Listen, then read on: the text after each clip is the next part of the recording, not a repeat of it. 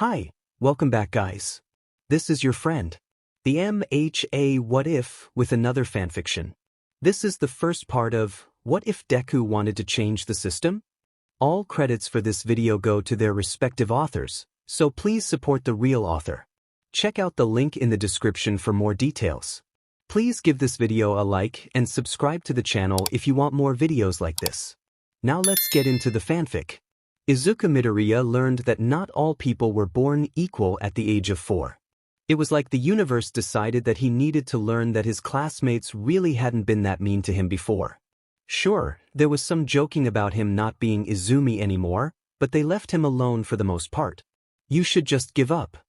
It's almost funny how 5 words could completely destroy him. You see, Izuku lives in a world where 80% of the population have superpowers. At least, that's what they want you to believe. That percentage is much more misleading than most people realize.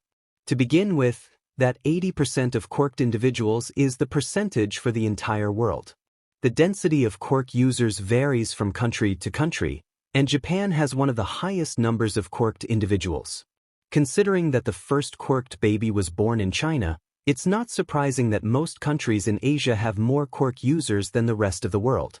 However, that means that only 5% of Japan's population is quirkless.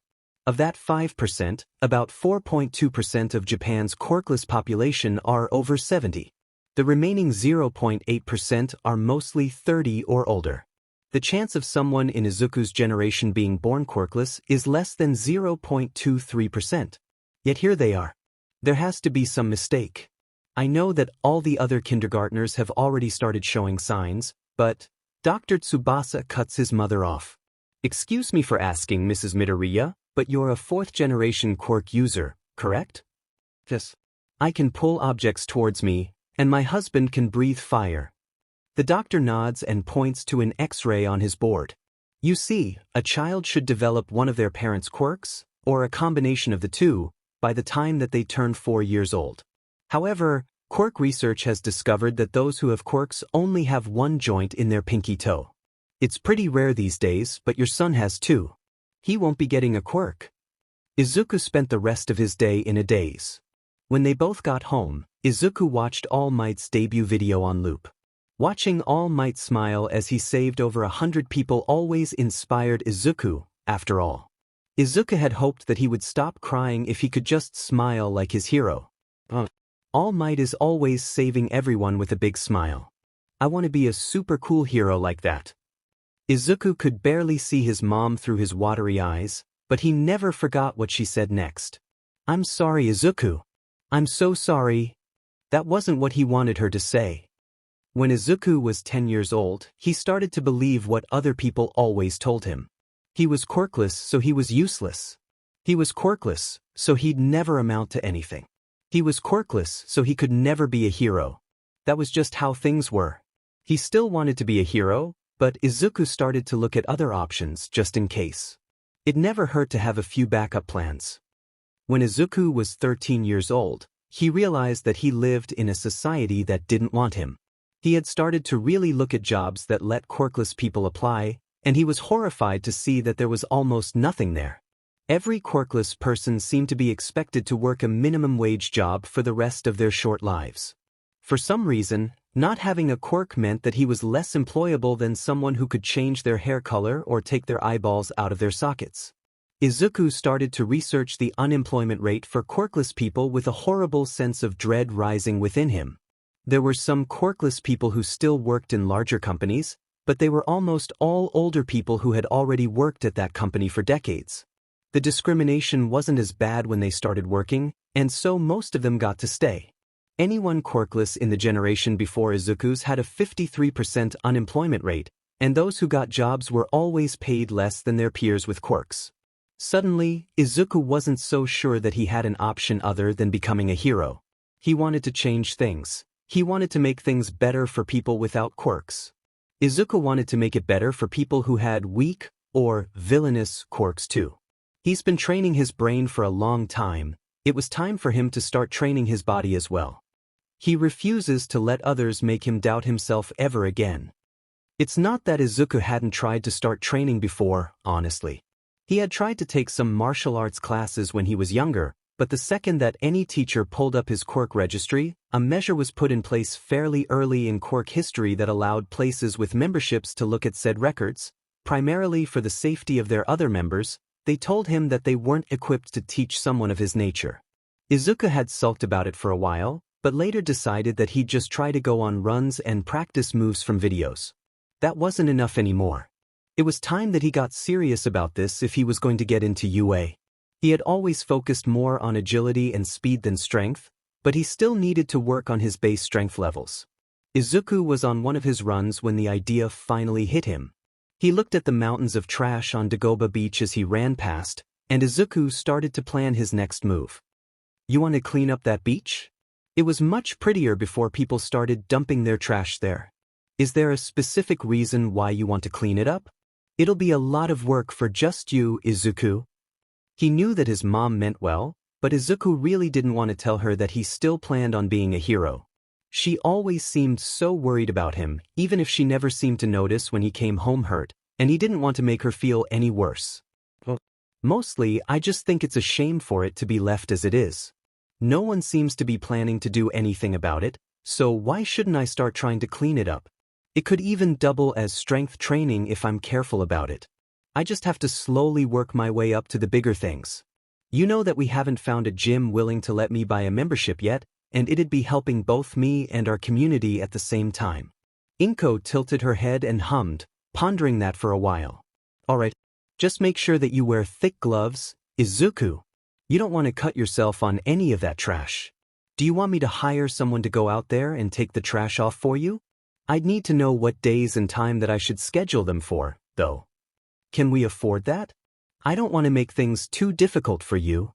Don't be silly, baby. I've done plenty of freelance work lately, so we're doing fine, even with my reduced hours.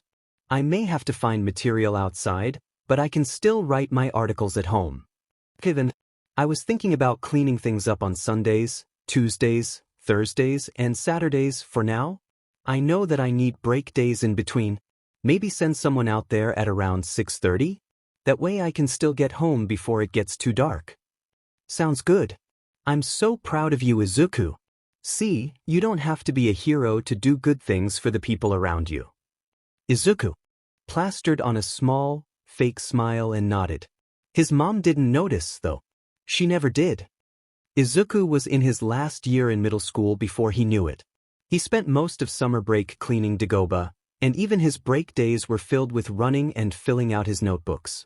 Izuku had already managed to clean about half of the beach, and while he wasn't insanely buff, he never really would be until he was old enough to take TS turn. He did have more muscle on him. That hadn't stopped his classmates from taunting him. Bakugo, not Kaken, not anymore, had been as relentless as ever, and Bakugo always seemed to encourage others to attack him too. Izuku decided to leave a bit earlier than usual. Maybe walking around a bit could clear his head. Izuku ran into a villain attack on the way to school, and suddenly he was very glad that he had left early. He focused on the low murmurs of the crowd around him, since they could help fill in the blanks for his analysis. What did he do? He tried to steal a purse. He went wild when someone cornered him, though. Izuku sighed. This had been a petty crime. If only that guy hadn't made it worse for himself by causing so much destruction. His eyes start to flick over the heroes on the scene. Is that illegal quirk usage during rush hour, robbery, and assault? You're pure evil. It's Kamui Woods. He's been rising up through the charts lately. Izuku also thought that his dramatics were a large part of that. Honestly, pure evil? The guy is huge. He could crush so many people if he wasn't obviously trying to avoid hurting innocents. He looks desperate, not evil. You're a fanboy, huh? Not really. I just like to keep track of what's going on, is all. It's because my mom is a journalist. Really, he just wants to know about his future coworkers. How many of them will hear the word Quirkless and think that he's worthless? Most of them. He'll change that. Lacquered chain prison. Canyon cannon. Izuku really wishes he could that say he was surprised. Did she really just kick that guy when he was about to be bound? That caused excessive damage both to him and the train tracks. Today's my debut. I'm pleased to make your butt acquaintance. Izuku wants to die, just a little. I already can't stand her. But, just why? This is how you want to debut. He takes notes on her quirk anyway, but Izuku jolts when he looks at the time on his phone. CRP. I'm going to be late for school at this rate. Izuku takes off in a run, mentally noting that MT Lady was another hero who would probably never be on his side. Phew, I made it just in time. Izuku slides into his seat, and moments later their teacher walks in the room holding several papers. You guys are all third years now, so it's time to start thinking seriously about your futures. I would hand out these career forms, but I know you all want to be heroes. He then proceeds to throw the forms everywhere, barely bothering to scold the class for the mass outburst of illegal quirk usage. Honestly, how irresponsible can you be? Most of my classmates would have to work a lot harder than they have to become heroes, and they at least have the option of making a backup plan. It's not wrong to encourage them, but they need to apply to more than just hero schools.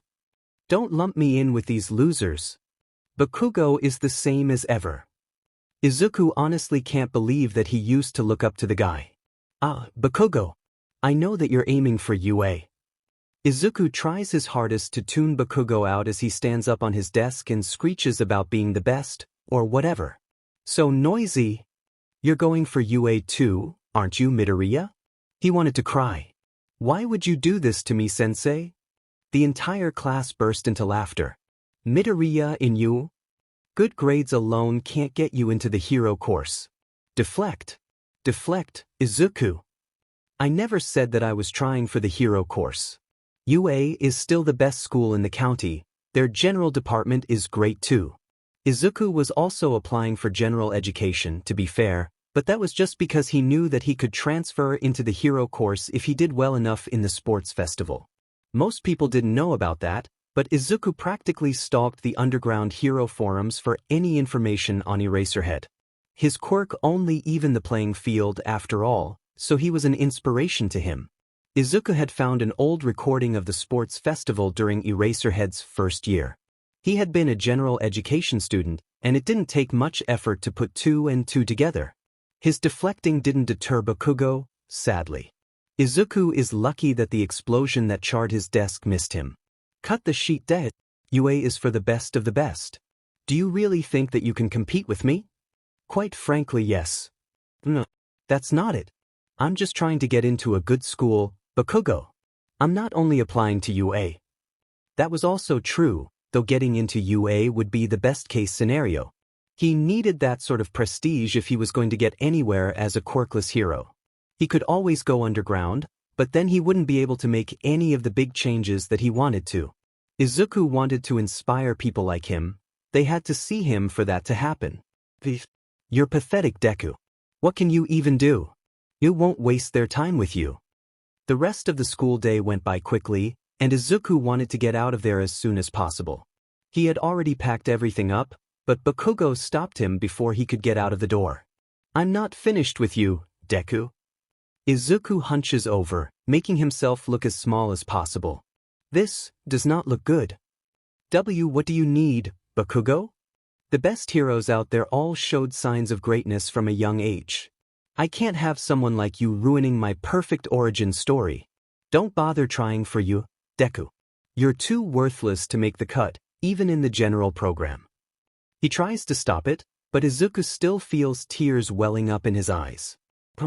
You said that you wouldn't let them get to you anymore, Izuku. He ignores Bakugo's lackeys laughing and talking to themselves, but when Bakugo starts to talk, he freezes. That tone. And hey, I've got an idea for you.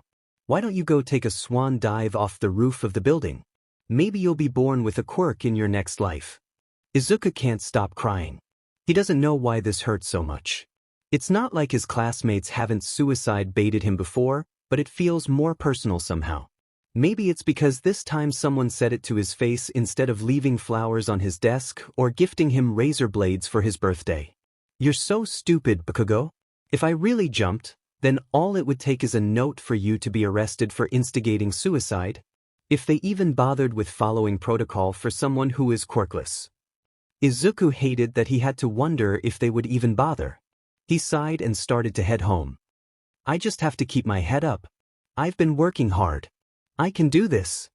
Suddenly, an ominous gurgling sound comes from the tunnel that Izuku just walked through. He turns, slowly, and bolts the second he sees the green sludge coming out of the sewers. Izuku managed to get away from the sewer grate, but he couldn't prevent the sludge from latching onto him. A villain? I'm going to die. I can't do this. Calm down. I'm just going to hijack your body. It'll only be 45 seconds, and then it'll all be over. Think. This person isn't solid, so I can't hit them or anything. Their eyes aren't made of sludge. I never thought that he would show up in town. You're my hero, kid. Izuku frantically pushed his arm upwards through the sludge, slowly moving towards those giant eyes.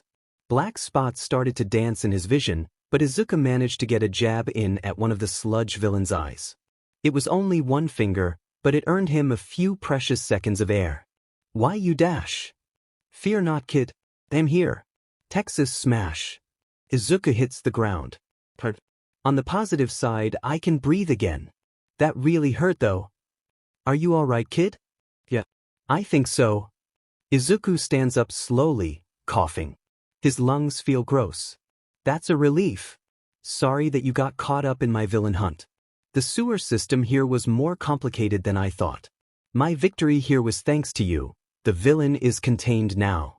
Izuku couldn't believe that he was really in front of All Might right now. Did he put them in soda bottles? I guess that's one way of doing it. An autograph. My notebook fell out? Izuku picked it up and looked at the pages it was open to. He already? Thank you so much. This will be a family heirloom. I'll go turn this guy into the police. You can catch more of me on TV. Wait.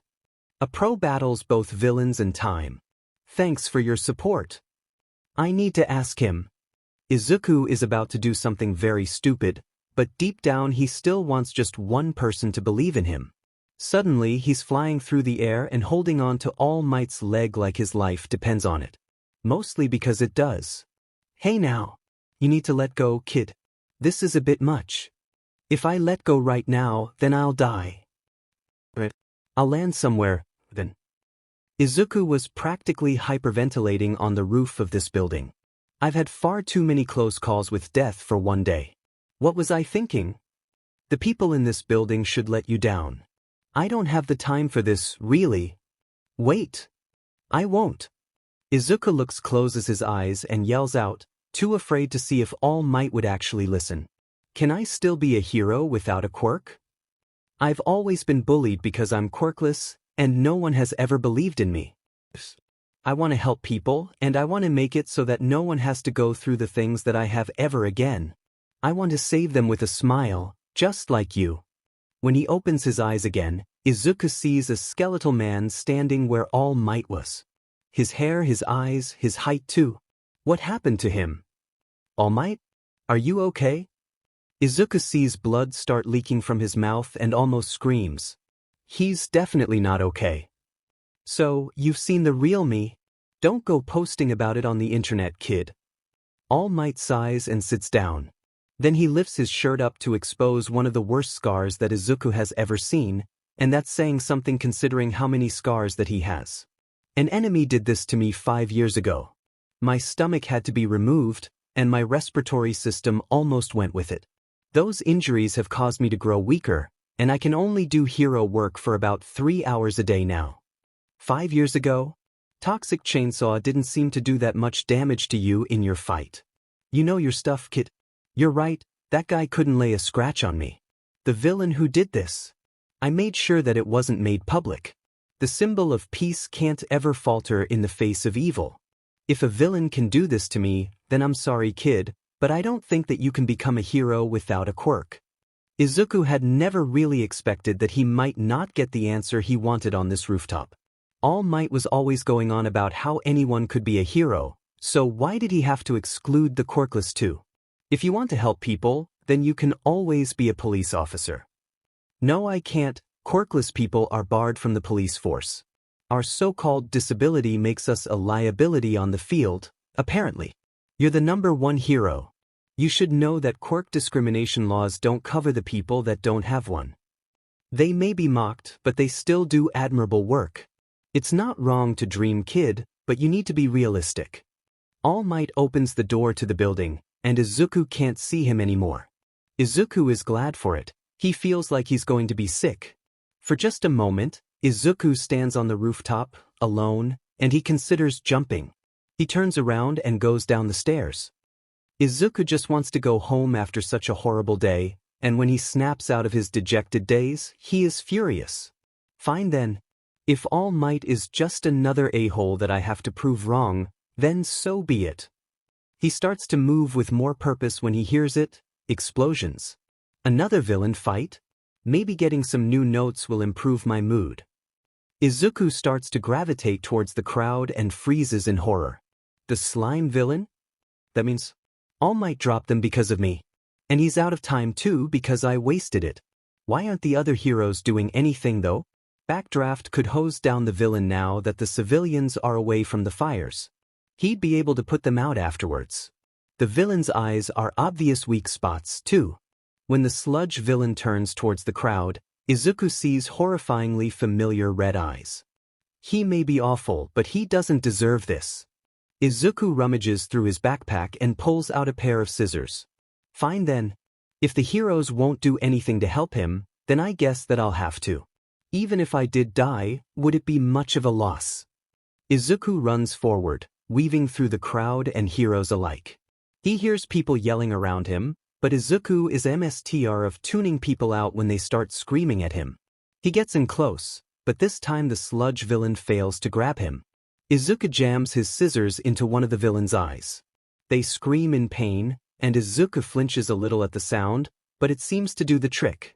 Bakugo's next explosion knocked one of his arms out of the sludge villain's grasp, and Izuku pulled Bakugo's arm so hard that he managed to free him. Before Izuku can start running, both from the sludge villain and Bakugo if he's being honest, All Might rushes forward and hits the villain with a Detroit smash. He's still a little angry at All Might, but he can appreciate the save for what it is. This fight has decidedly not improved my mood, and now I'm being yelled at for doing their jobs for them? Everything had seemed fine at first, even if the heroes were warning him to be more careful about causing permanent harm to someone, but then Bakugo just had to go screaming about how he didn't need a quirkless loser to save him. The heroes had already been praising Bakugo's quirk, but now they were all talking about how Izuku had no reason to step in. Obviously, I did have to step in. That shut them up for a moment. It's almost like they expected him to just let them tear him a new one when they were the ones who didn't do anything at all. Death Arms just looked at Izuku and scoffed. You only got in the way, kid. 60 seconds. What? Someone can only last 60 seconds, maximum, before they drown. All of you were just standing around, doing absolutely nothing while you let a kid drown. All Might didn't show up until after I pulled Bakugo out of the sludge. Even he would have been too late without Bakugo getting air. We couldn't do anything with our quirks, kid. And I didn't have one to use at all. You're making excuses. Backdraft could have such priorities to diluting the sludge villain with his water blasts. The risk of Bakugo drowning was already so high that the chance of getting him lose by making it harder for the villain to control their movements would have been worth it. The fires might have spread a little in the meantime, but new ones wouldn't keep popping up either. Kamui Woods could have done the same thing with his branches that I did with a pair of scissors, considering how obvious it was that the eyes were a weak point, but refused to do so out of a fear of getting burned. He could have soaked his arms with Backdraft's water too, which would have kept his arms from catching fire for long enough to get Bakugo out. What kind of hero backs away from saving someone because they risk getting hurt? There was plenty that you could have done with your quirks, you just didn't. Izuku turned around and walked away. He didn't see that a news crew had caught his entire speech on camera. On his way home, Izuku got yelled at by Bakugo some more. He just let it flow in one ear and out the other, but the gist was that the Bakugo wasn't appreciative of the fact that he saved him at all. That's fine. Heroes save people when they need to be saved, regardless of who they are and what they've done. Today proved that I'm already more of a hero than Bakugo will ever be. I am here. What? Izuku whipped around just in time to see All Might cough out blood and shrink down again. That seriously can't be healthy. There has to be something that he could do to lessen the strain. I wanted to thank you, kid. Without you, I wouldn't have found the inspiration to move past my limit. That being said, you really have to be more careful about hurting villains in the future. I know. There just wasn't anything else that I could think of that would affect them. It was too loud for me to call out strategies to the heroes, so I did what I could with what I had. You did a good job, kid. You, with no quirk at all, spurred me into action. Many of the greatest heroes show signs as children. They claim that they moved before they could think. That's exactly what happened with you, right? Not at all. I made a plan first. Running in recklessly just gets more people hurt. That's obviously not what he wants to hear, though. Yes. You can be a hero. Did I really change his mind? I believe that you're worthy of inheriting my power. What? What's with that look on your face? This is a proposal for you, my boy. I'm asking if you want to inherit my quirk. No. People speculate that my quirk is super strength of some kind, but it's nothing so simple. My quirk was passed down to me like an Olympic torch, and it's the accumulated power of 7 generations of users before me. My quirk is called One for All, and I want you to be the next wielder. I didn't change his mind at all. He still thinks that I'm not good enough as I am. Of course, it is up to you, my boy. So, what do you say? No. All Might coughs and an alarmingly large amount of blood hits the ground. What? I said no. I don't need a quirk to become a hero, and I can't become the type of hero that I need to be if I just take your power. I won't tell anyone about this, but you need to find a different successor. Then Izuku does what he does best. He runs away. He doesn't care about the fact that he left All Might stupefied on the walkway. Izuku doesn't want to look at that signature in his notebook anymore. Izuku closes the door to his room with a soft click, and for the first time in his life, seeing All Might all around him doesn't make him feel safe. He just feels small. Alright, it's time to start planning. I've got 10 months left before my first entrance exam. I bet that UA does their exams so early so that students can apply to other hero schools too. I'll put myself down for going to the Shiketsu and Ketsubutsu exams as well. I just won't show up if I get into UA. Izuku spends the next 10 months doing everything that he can to prepare for what was coming his way. Bakugo left him alone, surprisingly, and Izuku sold all of his All Might merchandise. His mom was happy about that, mostly because she just thought that he was growing out of his hero phase, but Izuku was using the money to modify a taser for his entrance exams. It's the best choice, really. I can only bring in one support item, so I need to make something that would work against people and machines. I would be alright in a fight against people, I think, but I refuse to leave myself helpless if that isn't what the entrance exam is. Izuku's modified taser, after a lot of painful trial and error, has 2 modes. One that lets him fight people at a low enough voltage to only risk dazing them, and another that he stopped increasing the voltage on after he accidentally knocked the power out for their entire apartment building. Izuku would practice more martial arts, mostly mixed martial arts, and start doing more parkour over the next 10 months. It only took him 5 months to finish cleaning up the beach, so Izuku started to do increasingly dangerous stunts, like running across roofs in the dark, but he learned. He twisted his ankle a time or two, but he got better. Before he knew it, it was time for Izuku to take UA's entrance exam. Let's do this. I can be a hero. The morning of the UA entrance exam dawned just like any other, if Izuku didn't count the fact that his anxiety was even worse than usual. He meticulously checked his backpack for the 3rd time to make sure that he had everything that he could possibly need. Pencils, water bottle, snacks, notebook, first aid kit, athletic clothes, wallet, support item paperwork, my taser, and a whole bunch of taser cartridges. I think that I'm good. Izuku's room looks vastly different than it used to. His desk has become an amalgamation of a writing and tinkering station. Izuku would do anything to ensure that he had every advantage in the field that he could make for himself. He also had far less hero merchandise than he used to. Izuku already sold the merchandise from any heroes that he had found issue with for his taser modifications. And taser cartridges. He's bought a lot of taser cartridges. It's amazing what someone can teach themselves in a few months, through videos and books alone, when they have no social life to maintain. Izuku's collection of books had expanded over the past 10 months too, primarily consisting of engineering how-to guides and social commentary. Izuku takes a deep breath and steps out of his room. He's done everything that he possibly can to prepare for this, so he just has to stop psyching himself out. Izuku almost cringes when he walks into the kitchen and sees that his mom is already awake. He'd been hoping to leave before she woke up. "Good morning, sweetie. Do you have everything that you need?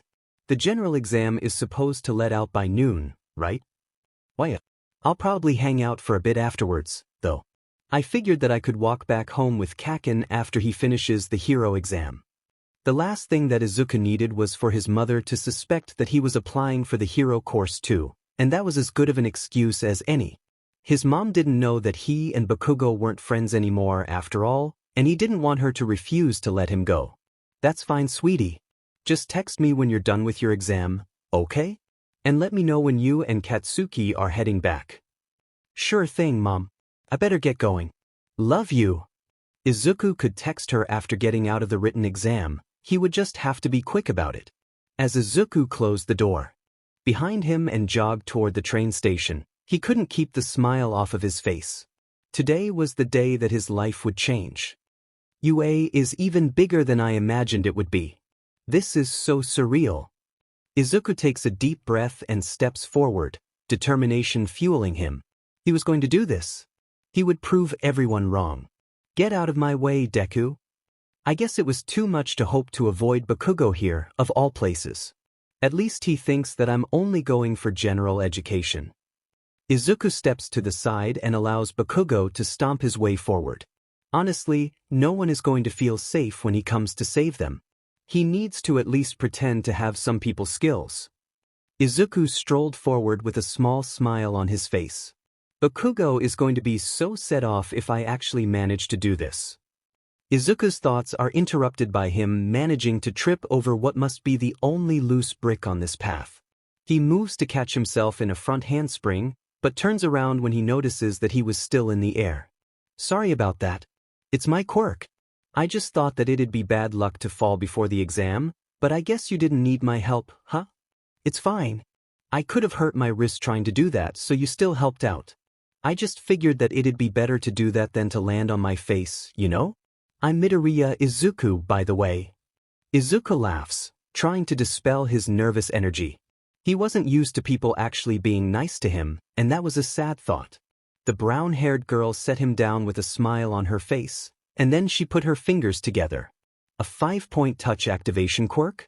One that manipulates gravity if I had to guess. "I'm Uraraka Ochako. It's nice to meet you, Midoriya-kun. Good luck with your exam." "Why you too? Thanks. Maybe UA really will be different." The written exam was nothing too strenuous, but Izuku was a bit stressed out when he had to go through the line for approved support items. Sure, he had been allowed to bring in a taser, but would they notice his modifications? He tried to keep them subtle, but at least they couldn't accidentally discover the high-voltage mode. The SW for that wasn't where anyone would naturally hold a taser. Next. He sounds dead inside, which is a mood, but still. Izuku steps forward and puts his taser and the paperwork on the table in front of him. When he looks up at who is checking over the gear, Izuku almost has a heart attack. "Eraserhead? We don't get a lot of kids that would recognize me. Looks like your paperwork is fine." Eraserhead takes the paper and hands back the taser, a wide, creepy grin on his face. "Give them hell, kid. There's technically no rule that prohibits modification of basic support items, though I suspect that may change after this." Izuku gives Eraserhead an equally creepy grin in return. "I'm sure that it will." Izuku's expression softens. "And thank you, Eraserhead. You've always been an inspiration to me." He couldn't keep idling around, though, so Izuku heads off to the exam room with all of the other hero course applicants, after he sends a quick text to his mother.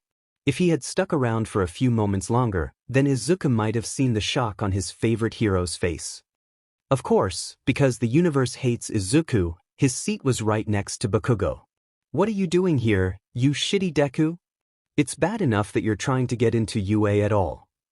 I never said that I wasn't going to try for the hero course. I just never said that I was either. It's not my fault that you jumped to conclusions. Ha! Thankfully, Izuku's saving grace comes in the form of present mic. Welcome to today's live performance, little listeners. Everybody say hey. Hey! Well, this is awkward. Why was Izuku the only person in the entire auditorium to respond? I like your energy examinee 8023. Let's get into the guidelines for the practical. Wow. It's so cool that both Present Mic and Eraserhead are here. They're both some of my favorite heroes, and I have the chance to be taught by them. Quit muttering, Deku. Right, focus Izuku. This test will be a 10-minute-long cityscape battle. Any items that got through the check can be brought with you. It looks like Bakugo is in a different testing arena from me. It's probably to try to make cooperation harder, but they really saved me with this. Each city is filled with 3 different types of robots. The goal is to use your quirks to disable these villains and earn as many points as you can. Of course, unheroic behavior, like attacking other examines, is strictly prohibited. That's a relief at least. Izuku was just glad that he didn't have to worry about Bakugo maiming another contestant. Bakugo wouldn't risk not getting in, so people stuck with Bakugo in their testing area should be fine. Of course, that's assuming that the collateral damage from Bakugo's explosions don't wind up hurting people anyway. May I ask a question? There are 4 villains on our handouts. Such an error is unbecoming of an academy as prestigious as UA. That isn't a question? And Present Mic wasn't done talking yet. Give him some time. And you, with the curly, green hair. You've been muttering this whole time. It's incredibly distracting. If you're not going to take this seriously, then just leave. I can assure you that my muttering, which is a nervous habit that it's rude to call attention to, is less distracting than someone standing up and yelling across the auditorium without even giving Present Mic the chance to finish talking. Izuku freezes once he realizes that he actually said that out loud. Curse his nerves for destroying his mental verbal filter. All right, listeners. Good catch, examinee 7111. The 4th robot isn't worth any points, so there's not really any point to fighting them. I see, so it's a gimmick that we're supposed to avoid. Thank you, sir. I apologize for the interruption. That's all that I've got to tell you, listeners, so I'll leave you all with this. Napoleon Bonaparte once said, "True heroism consists in being superior to the ills of life, in whatever shape they may challenge us to combat." Plus ultra. Break a leg, everyone. This is ridiculous, honestly. Why would they have a testing area that is this big? And if they're all the same size? Even if Cementos did the base construction, this has to cost millions.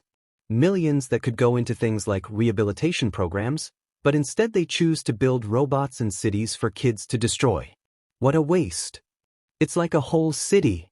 Everyone here seems so carefree. You'd expect that they would be at least a little bit nervous. Wait, is that? Izuku couldn't believe his luck. He was in the same testing site as Uraraka. Maybe he could convince her to team up? Or would that make it look like he wasn't contributing as much? As Izuku moved to go speak to her, a sharp voice interrupted him. That girl seems to be preparing herself.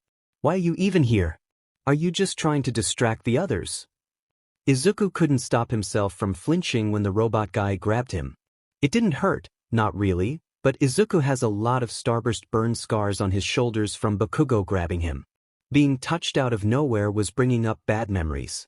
Everyone around Izuku already seemed to be writing him off, and now Izuku was wondering if UA would be the same as everywhere else, after all. Don't go grabbing people without permission. Are you just here to harass me, or are you here because you want to be a hero? Honestly, I can't even be sure that he didn't feel my sports bra. You don't just go around touching strangers. Izuku huffs and walks forward, moving toward the front of the crowd, and starts stretching himself out with a feral grin. And begin. Everyone else seems to hesitate, but Izuku knows just how important it is to be able to run with just a moment's notice. He's out of the gate before anyone else even moves. His head start didn't count for much, Not when all of his fellow applicants have quirks to count on, but Izuku managed to take down 5 1-pointers, 4 2-pointers, and 2 3-pointers by shooting their eyes with his taser in a little under 4 minutes. Alright, 19 points isn't a bad start, but I've got to get some more points. I'm glad that I chose a taser, honestly. I can just remove the cartridges and leave them stuck to the robots. Then it's just a matter of dodging until I can get another cartridge in. Izuku's strategy of keeping 1 cartridge each in the zipped pockets of his breathes and restocking them from his backpack every time that he can seems to be working well so far. I haven't even had to use the higher voltage option yet. These robots are really made to be easily breakable, huh? 6 minutes left, listeners. Izuku grins as another 1-pointer pulls out in front of him, aiming his taser for its glowing red eye. Before he can pull the trigger, though, a massive laser beam destroys the thing's neck. That would have been fine. Izuku could just find another one, but the rubble was falling towards the guy who had just destroyed it. Watch out! The blonde who shot the laser managed to back away in time, thankfully. Merci.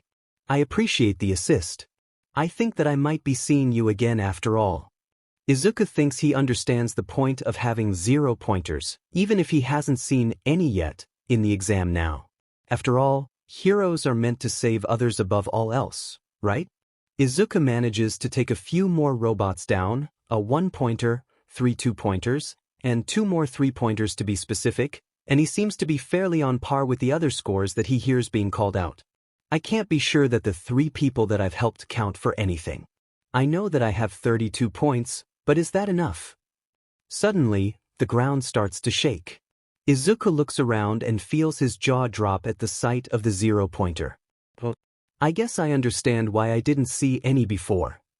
Everyone in the arena turned around and started to run away. Izuku moved to do the same, but he froze when he heard something. More specifically, he heard someone. Ow! Uraraka was trapped underneath the rubble. There was no way that she'd be able to get out alone, and Izuku couldn't count on the teachers being able to stop the 0-pointer in time. He moved. The concrete moved beneath Izuku's feet at a pace faster than he thought himself capable of running. There was no way that he could manage to get the targeting system down with this robot. Its eyes were too high up for him to shoot. Izuku hit the SWH, installed on the back of the handle, 3 times with 5-second intervals between, and he started to run towards the robot. I've just got to get close enough to... Now. Izuku fires the cartridge at one of the joints in the 0-pointer's leg, but he has to move quickly. The robot is sputtering, frozen except for some twitching, but he wouldn't bet on it staying that way for long. Izuku drops the cartridge from his taser and runs back to Uraraka, using an uprooted street sign to help him lift the rubble. Can you crawl forward for me, Uraraka-san? I should be able to grab you and help you out with one of my hands if you can get a bit closer. Why? I think so. She moved forward, bit by bit, until Izuku could grab her hand. He pulled her out and to her feet, supporting her when she couldn't stand on her left ankle properly. Let's get you away from that thing before it dash. And then the worst thing that could possibly happen did. The 0-pointer began to move again, and there was no way that Izuku could get Uraraka away before it got to them. He opened his left pocket and pulled out another taser cartridge, loading it. He put a couple more from his backpack into his pockets, just in case. Uraraka-san, can you use your quirk on me? Sure, but what are you going to do? I'm going to taste that thing in the eyes. That's been the weak point for every robot so far, and I can't get you away before it'll get to us. It's our best shot. On it. As Uraraka touched his arm, Izuku jumped, and then he flew.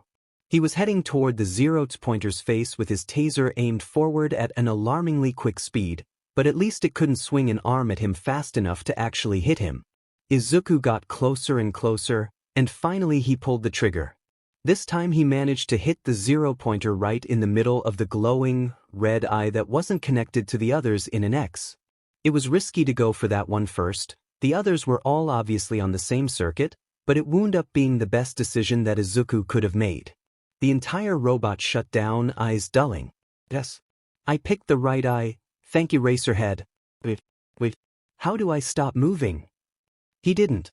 Izuku wound up smacking into the, now dead, 0-pointer, and leveraging his way down the giant thing. Once he got closer to the ground, he called out to Uraraka. "Can you cancel your quirk now, please?" Uraraka did so, but she doubled over immediately after. Izuku moves to help her stand up again, but by the time he got over to her, "Oh, thank goodness. I thought that I was going to be SI-." She threw up all over him. Izuku sighs.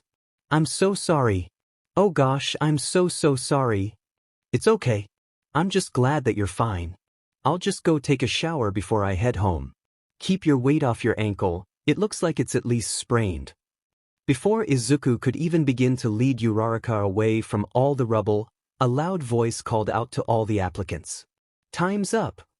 Izuku chuckled. "What? At least I'll get to go take that shower now. We should get you medical attention first, though." "Wait. Sorry, Midoriya-kun." The two walk forward a bit, Uraraka leaning on Izuku, but he stops them both when he sees Recovery Girl. "Have we got any injuries in this testing area?" "Over here, Recovery Girl. Uraraka-san hurt her ankle.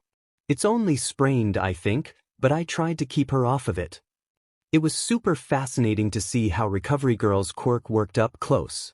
Izuku wondered if she caused the boost in healing by massively accelerating cell repair, or if there was another natural process that she sped up. "And what happened to you, dearie?"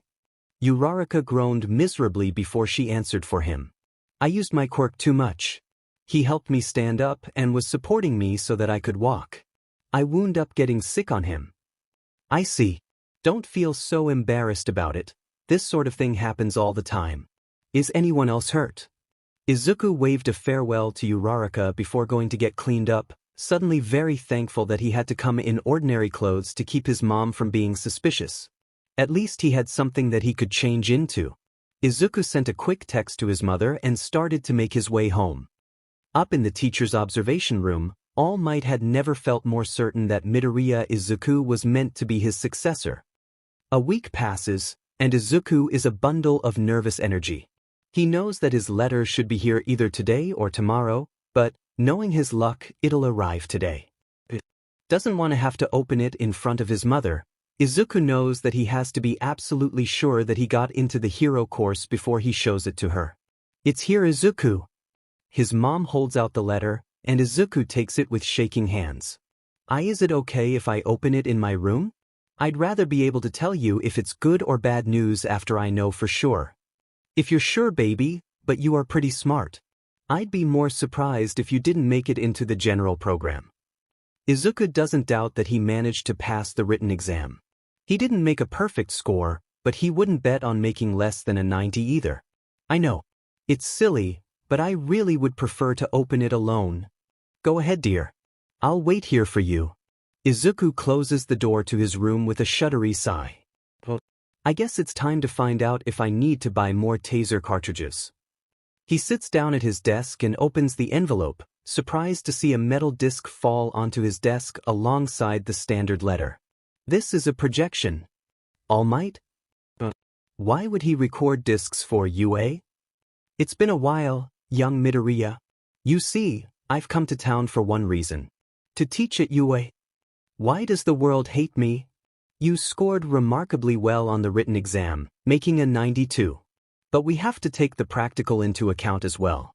Now, the 32 combat points that you received would have been enough for you to just barely squeak through, but that's not all there was to the practical.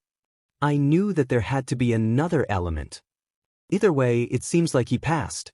Izuku can tolerate having to learn from All Might. He's just glad that he's made it. Look at the screen for a moment. Izuku watches as he warns the laser kid about the falling rubble.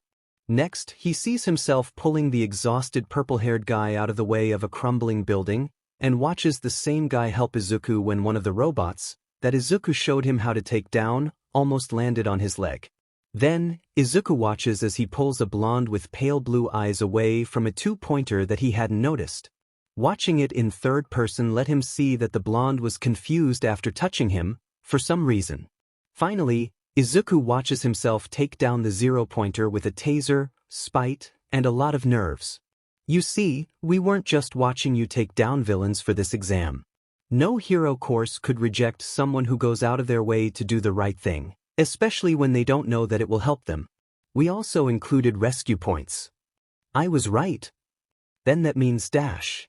Midoriya Izuku. Your warning to young Aoyama earned you 4 rescue points. Your save of young Shinso earned 10 rescue points, and he earned 10 in return when assisting you.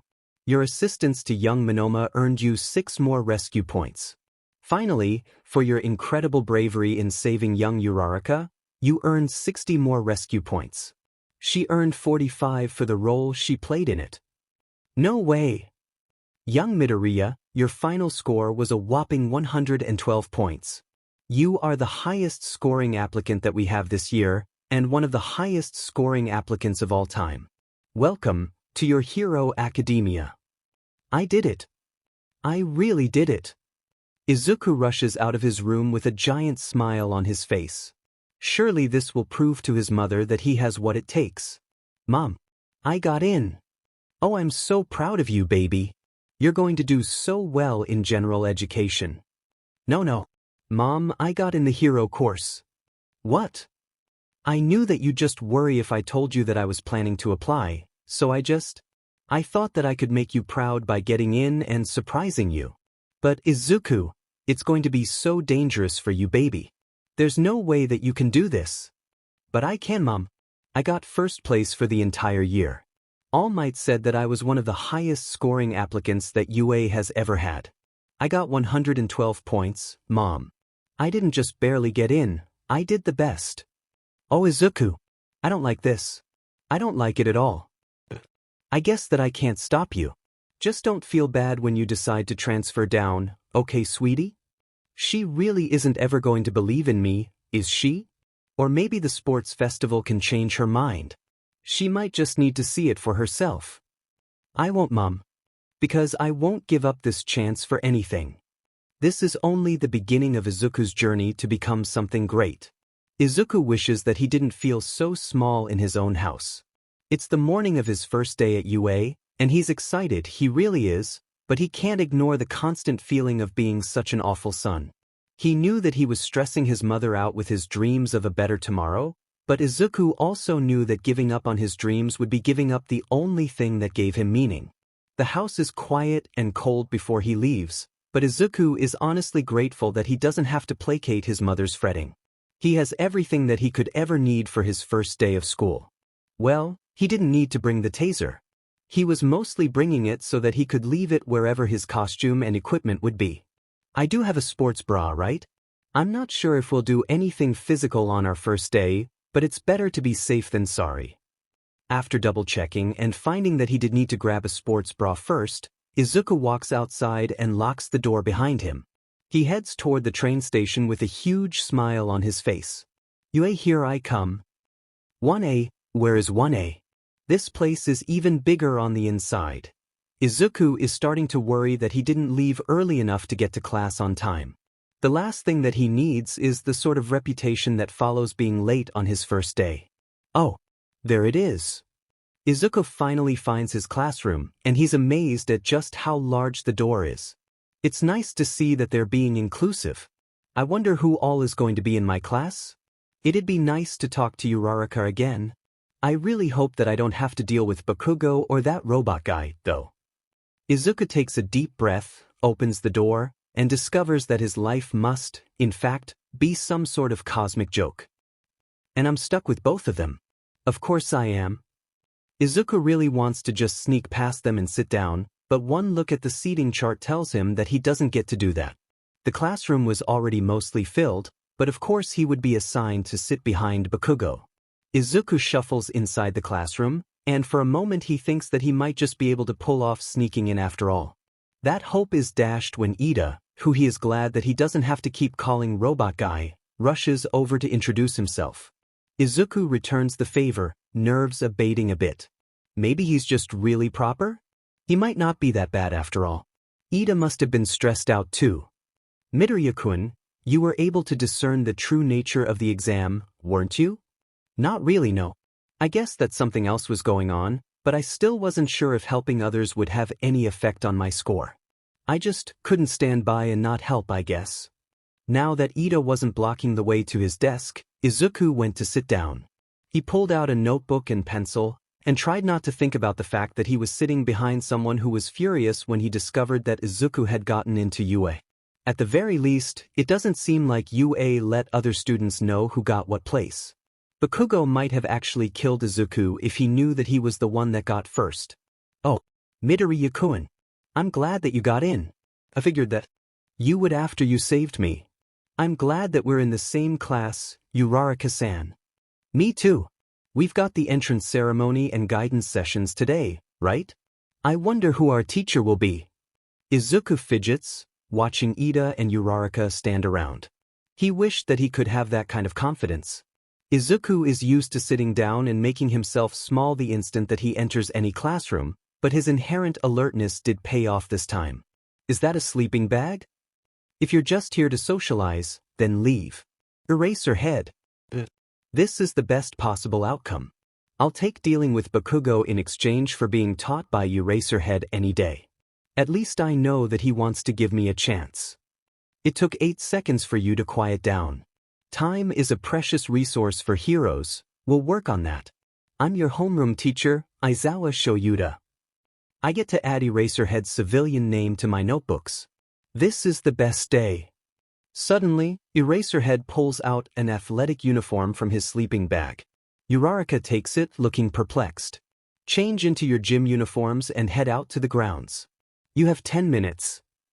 Izuku doesn't hesitate, grabbing a uniform and rushing down to grab a stall in the locker rooms. I'm so glad that I went back to get a sports bra. That could have been a disaster. We're going to be doing the standard gym test today, but you'll be using quirks. We need to establish a baseline today. Is he leaving that loophole open on purpose? He didn't specify that we had to use our own. But what about the entrance ceremony? And the guidance sessions? The entrance ceremony is nothing important, and we don't have the time to waste on it. We'll set up guidance sessions later. Well, that's good at least. Therapy is an important part of helping heroes cope with the sort of trauma that they encounter on the job. Midoriya. How far could you throw in middle school? About 63 meters, sir. Good. Give it a try now. Do whatever you need to, just don't leave the circle. Whatever I need to do, sensei? Eraserhead's grin answers that question for him.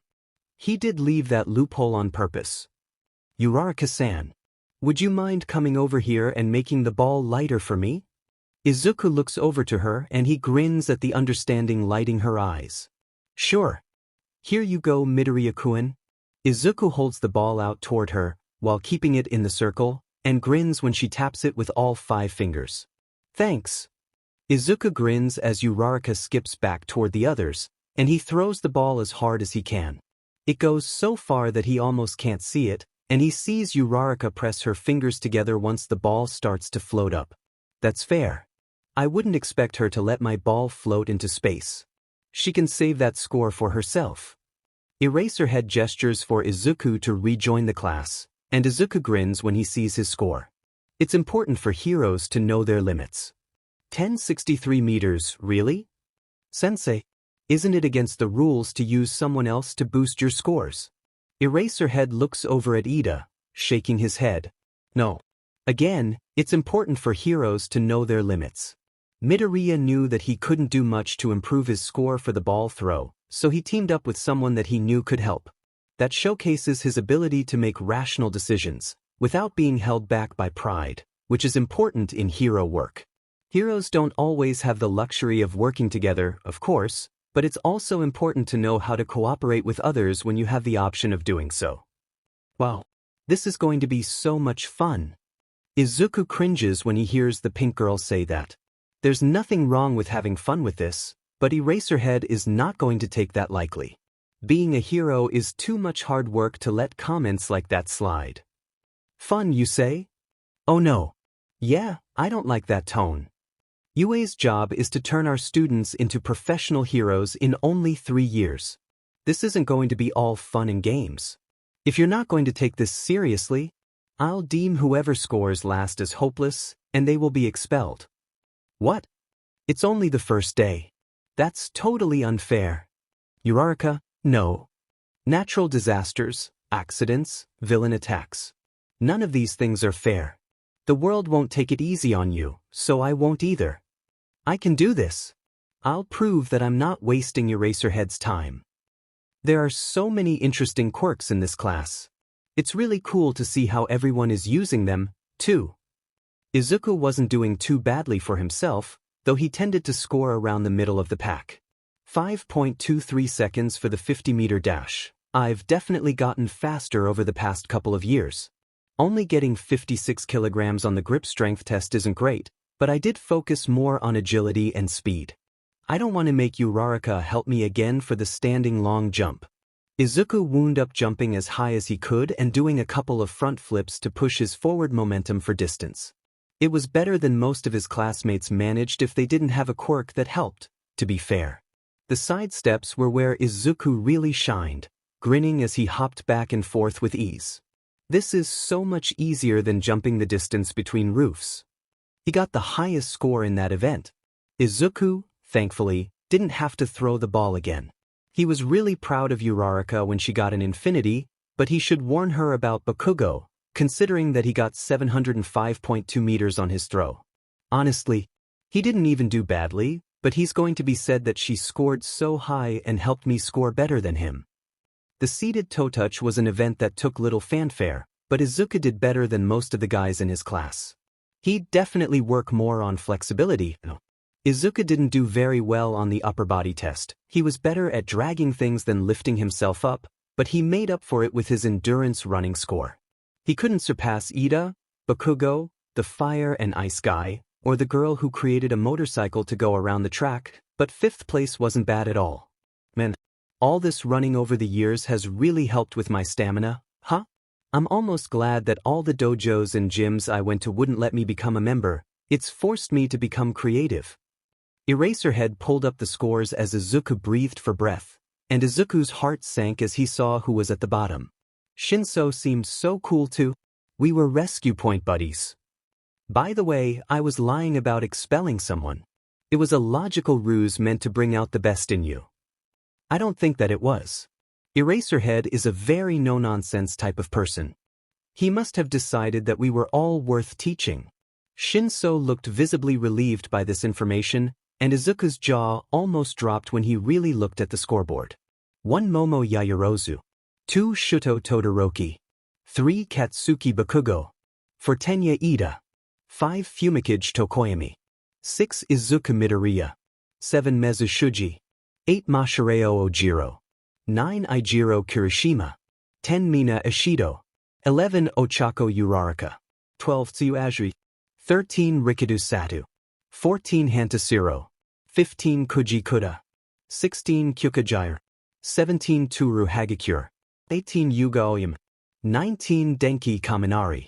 20 Hitoshi Shinso. I got 6th place? I guess all that hard work really does pay off. Izuku looked over to Shinso and sighed. It's not fair that people avoided him during the test just because he used his quirk to get Ida to carry him across the 50-meter dash. That was a smart move, and he has such a cool quirk too. I'm going to befriend the F out of this guy. Shinso-kun. I'm so glad that you're still in our class. It's nice to see you again. Your quirk is so cool. How does it work? It looked like it was response-based. Does it have to be verbal or does body language count? Do both you and the person you use it on have to understand the language for it to work? Why are you pretending not to be afraid of me? What? I'm not Dash. And suddenly Izuku found himself in a strange, out-of-body experience. What do you really think about my quirk? I think that it's really amazing. It's so useful for things like hostage situations, and being able to end a fight without needing to hurt someone at all is super useful for hero work. Izuku comes back to himself, noticing that Shinso looks a bit sheepish. He's kinda cute, rubbing the back of his neck like that. Sorry about that. I guess that I just couldn't believe that someone wasn't calling me a villain the second they figured out what my quirk was. It's okay. The fact that you can make people tell the truth just means that your quirk has applications in interrogation too, you know? That's super useful. What is your quirk, anyway? I didn't really notice you using it during this test either. Is it some sort of subtle enhancement quirk? Nope. I don't have one. What? I don't have a quirk. At all. Really? How did you take down the 0-pointer? Don't take that the wrong way, I just couldn't see myself managing to do something like that either. Uraraka-san did help. But the short answer is that I had a modified taser, spite, and something to prove. Shinso laughed. I think that you and I are going to get along just fine, Midoriya. The rest of their first day passed without any more surprises, and Izuku remained unaware of the fact that All Might had been watching their little test that morning. He slipped into the bathroom to fix his binder. The old thing always rode up at the worst possible times, and then left the building, ready to head back home and rest. Izuku was so tired that he wound up bumping into someone the second he got outside. Sorry, Shinso-kun. Don't worry about it. And just Shinso is fine, Midoriya. I'm not one for formalities anyway. Izuku almost can't believe that he's actually made a friend. Shinso didn't ditch him the second that he found out Izuku was quirkless either. Okay, Shinso then. Did you need something? Or were you just hanging around? Was just about to head toward the train station. Oh, me too. Do you want to walk together? Shinso nodded, but Uraraka called out to them before they could get moving. Wait up. You said that you guys were heading to the station? Ida-kun and I are heading that way too. Izuku noticed that Shinso seemed a bit leery of Ida, probably due to past reactions to his quirk, but, thankfully, Ida didn't seem too upset about the whole thing. They all started walking toward the station together. I can't believe that Aizawa-sensei tricked us like that. Some people could have performed worse under pressure, and how are we supposed to trust our teacher if he lies to us on the first day? Izuku wasn't going to let that misconception stand.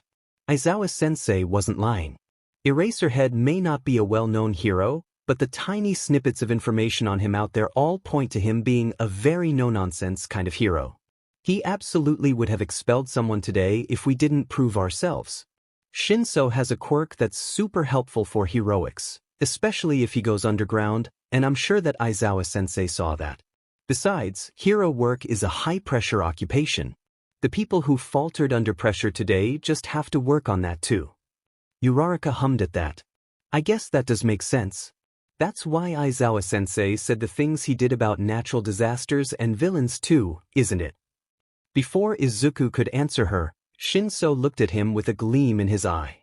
You know who Eraserhead is too? Yeah. He's my favorite hero. It's such a dream come true to be taught by him. He basically fights by making every fight quirkless. He's been such a huge inspiration to me. Izuku almost flinches as an arm is chopped down to his left, and Izuku sees that Ida looks curious about something. Come to think of it, what is your quirk, Midoriya-kun? I don't think I recall seeing you use it. Oh yeah, that's right. Even in the entrance exam you were using a taser. Well, here goes nothing. Ida-kun, Uraraka-san. I don't have a quirk. Really? That's so cool, Midoriya-kun. You saved me from the 0-pointer with skill alone? Making it here is quite an accomplishment, Midoriya-kun. You're the first quirkless student to have ever made it into UA's hero course. You might be the first to get into UA, PRD. You did so well on the assessment too. You must have worked very hard. You guys, Izuku couldn't have prevented the waterfall of tears that came after that no matter how hard he tried. It felt so amazing to finally have friends. Later that evening, Aizawa Shoyuda reflected on this year's class. Some of them definitely need some work, but they all have potential. I'm back, babe. Heard that you actually kept all of your little listeners this year. Are you going soft? Aizawa scoffs. Hardly, Hisashi. They just all have potential this year.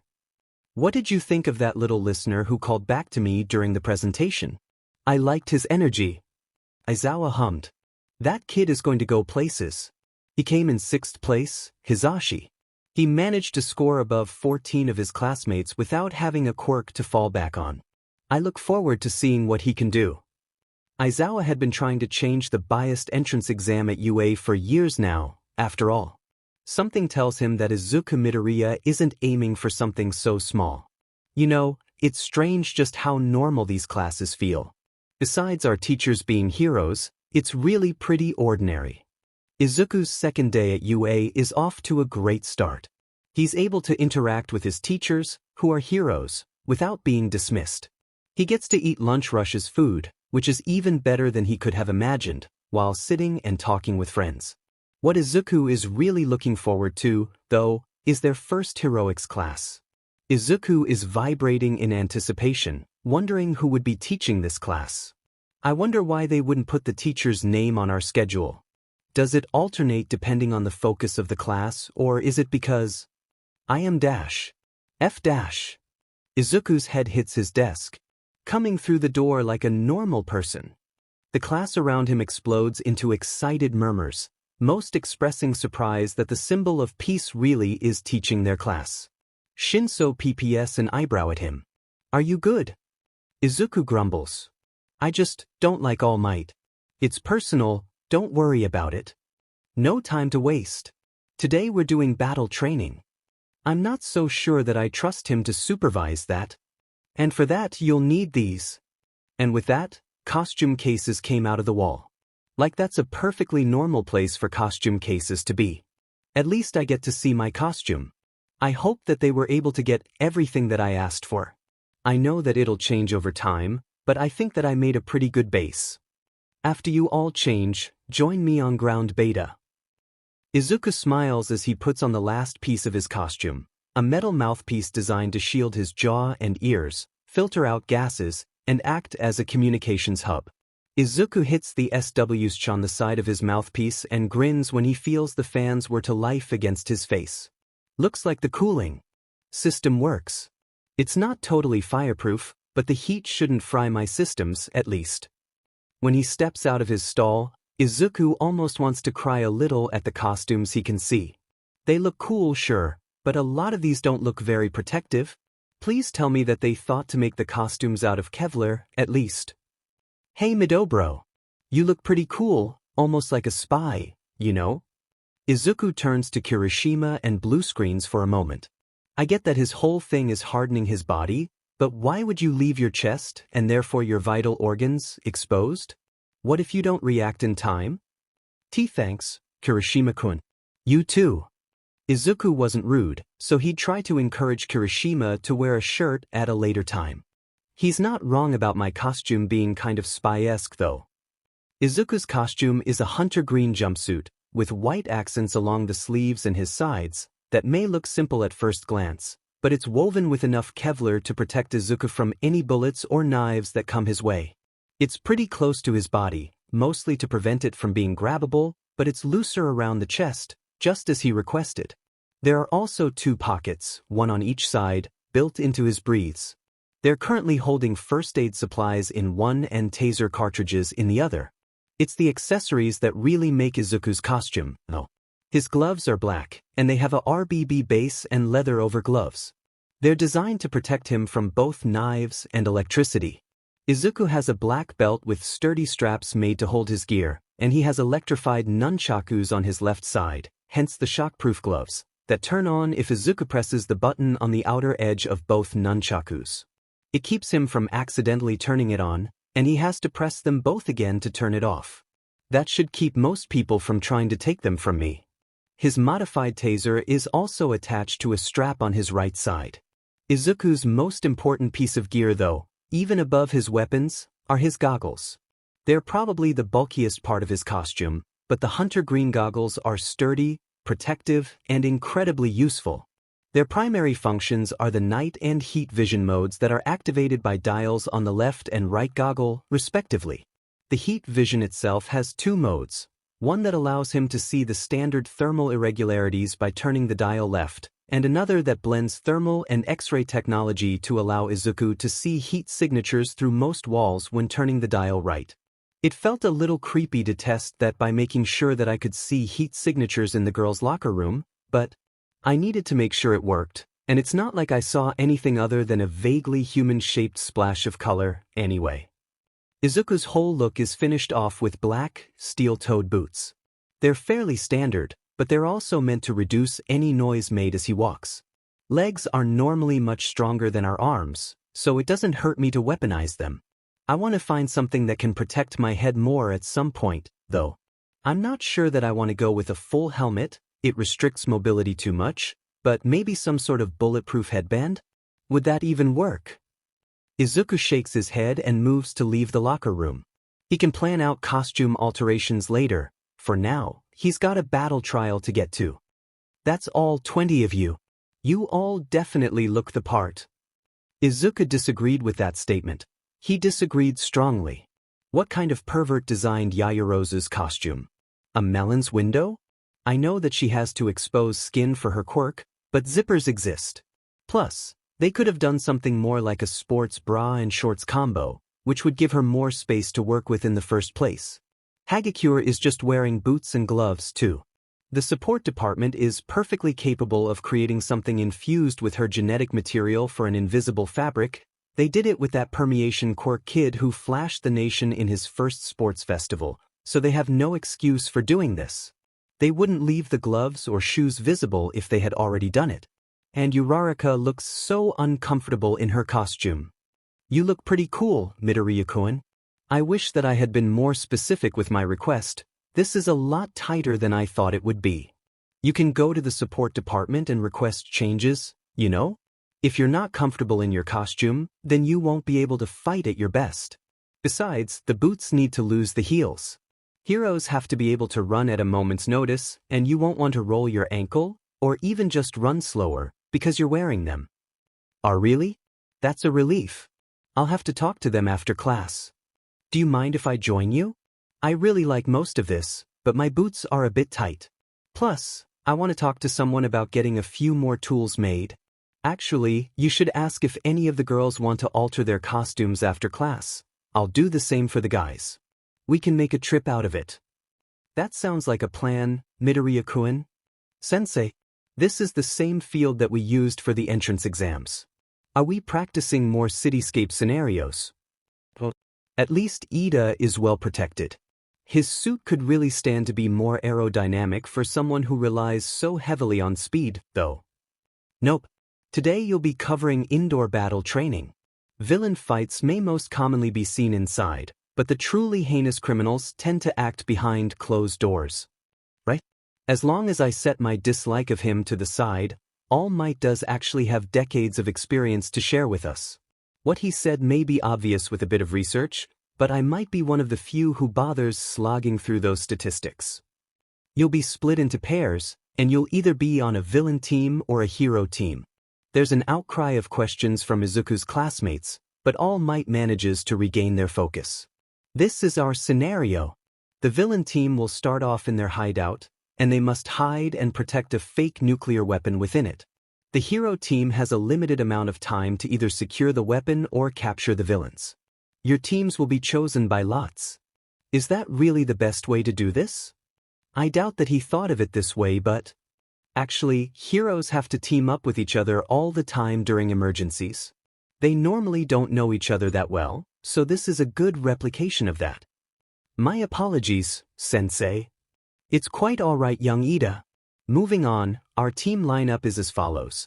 Team A with Tokoyami and Midoriya, Team B with Todoroki and Shuji, Team C with Yaoyorozu and Shinso, Team D with Bakugo and Ida, Team E with Aoyama and Ishido, Team F with Kuda and Satu, Team G with Jairu and Kaminari, Team H with Uraraka and Azui, Team I with Ojiro and Hagakure, and Team J with Kirishima and Siro. Izuku grins at Tokoyami and gets a nod in return. He seems to be a pretty calm person. This should work out. Our first battle will be heroes for Team A and villains for Team D. Oh, come on, really? The villain team goes in first. Both teams have 5 minutes to prepare before the timer starts. Well, it's time to get a plan together. Quick. Izuku scrutinizes the building in front of the two of them. Technically, there's nothing stopping him from putting his goggles on and watching them set up via heat cam, but he won't do that. It's more important to talk with Tokoyami. I am going to abuse those windows. No one expects someone to come in from a window. Tokoyami-kun, would you mind giving me a quick overview of your quirk? I don't have a quirk, but I've always been pretty good with strategy. Tokoyami just nods, and Izuku could cry with relief. He can think of several classmates that probably would have been vocally surprised about that. My quirk is called Dark Shadow. They are a sentient, emitter-type quirk that grows stronger in the dark. Dark Shadow can fight for me, and we don't share pain either. We can also communicate telepathically. Tokoyami allows Dark Shadow to come out, and Izuku can feel the grin rising on his face. That is so versatile. I have so many ideas.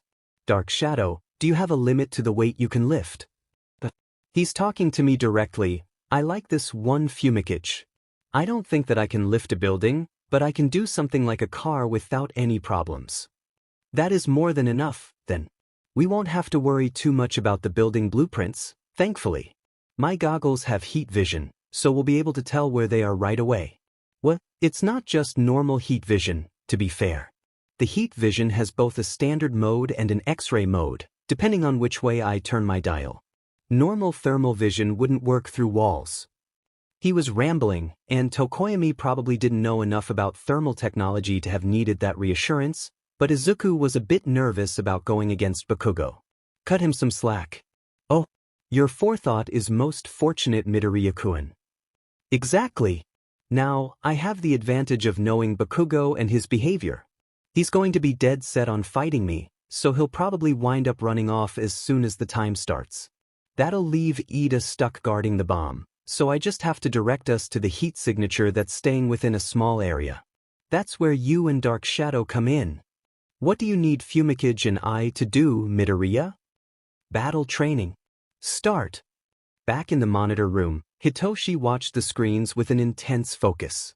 He might not know Midoriya very well yet, but he doubts that someone with his perspective would be as direct as walking through the door. All Might Sensei, are you sure that all the cameras are working? They did hear the start signal, right? Shinso glanced over at Uraraka as she wrung her hands. Everything is in working order, young Uraraka. I'm sure that they just decided to finish hashing out their plan with part of their time. Now, Hitoshi wasn't sure why his friend didn't like All Might, but he was never above proving someone wrong. That's not it at all. What was that, young Shinso? Midoriya thinks on his feet, so there's no way that he didn't already have a plan before time was called. Oh, then what do you think that they're doing? Shinso looks at the screen where Ida is guarding the bomb and grins. He points at the screen just as Dark Shadow slinks back down from cracking open a window. The sentient quirk even made sure to choose one behind Ida and out of his line of sight. Ida didn't seem to realize that he needed to watch the windows as well. It looks like they know where the bomb is. The class, and All Might, all turn towards the screen where Ida and the bomb are displayed, gaping as they see Dark Shadow lift Izuku up onto the windowsill of the slightly open window. While no one but All Might can hear what's going on, Hitoshi can tell that Midoriya is being very careful here. Midoriya slides the window open slowly, lowers himself to the ground, and creeps forward, completely unnoticed by Ida. Hitoshi sees the grin on Midoriya's face as he lightly touches the fake bomb, and he can't keep himself from thinking about how adorably smug Midoriya looks right now. Focusing on stealth in a combat exercise. He was super quick and efficient about it too. Truly, a man after my own heart. H-Hero team wins. Hitoshi cackled as he watched Bakugo literally start blowing up on screen. Izuku was not about to stick around, especially considering that he could hear just how angry his stunt made Bakugo, so he quickly turned on his mic. Hey Tokoyami-kun? Would you mind asking Dark Shadow for an evac? I really don't want to be in this room once Bakugo gets here.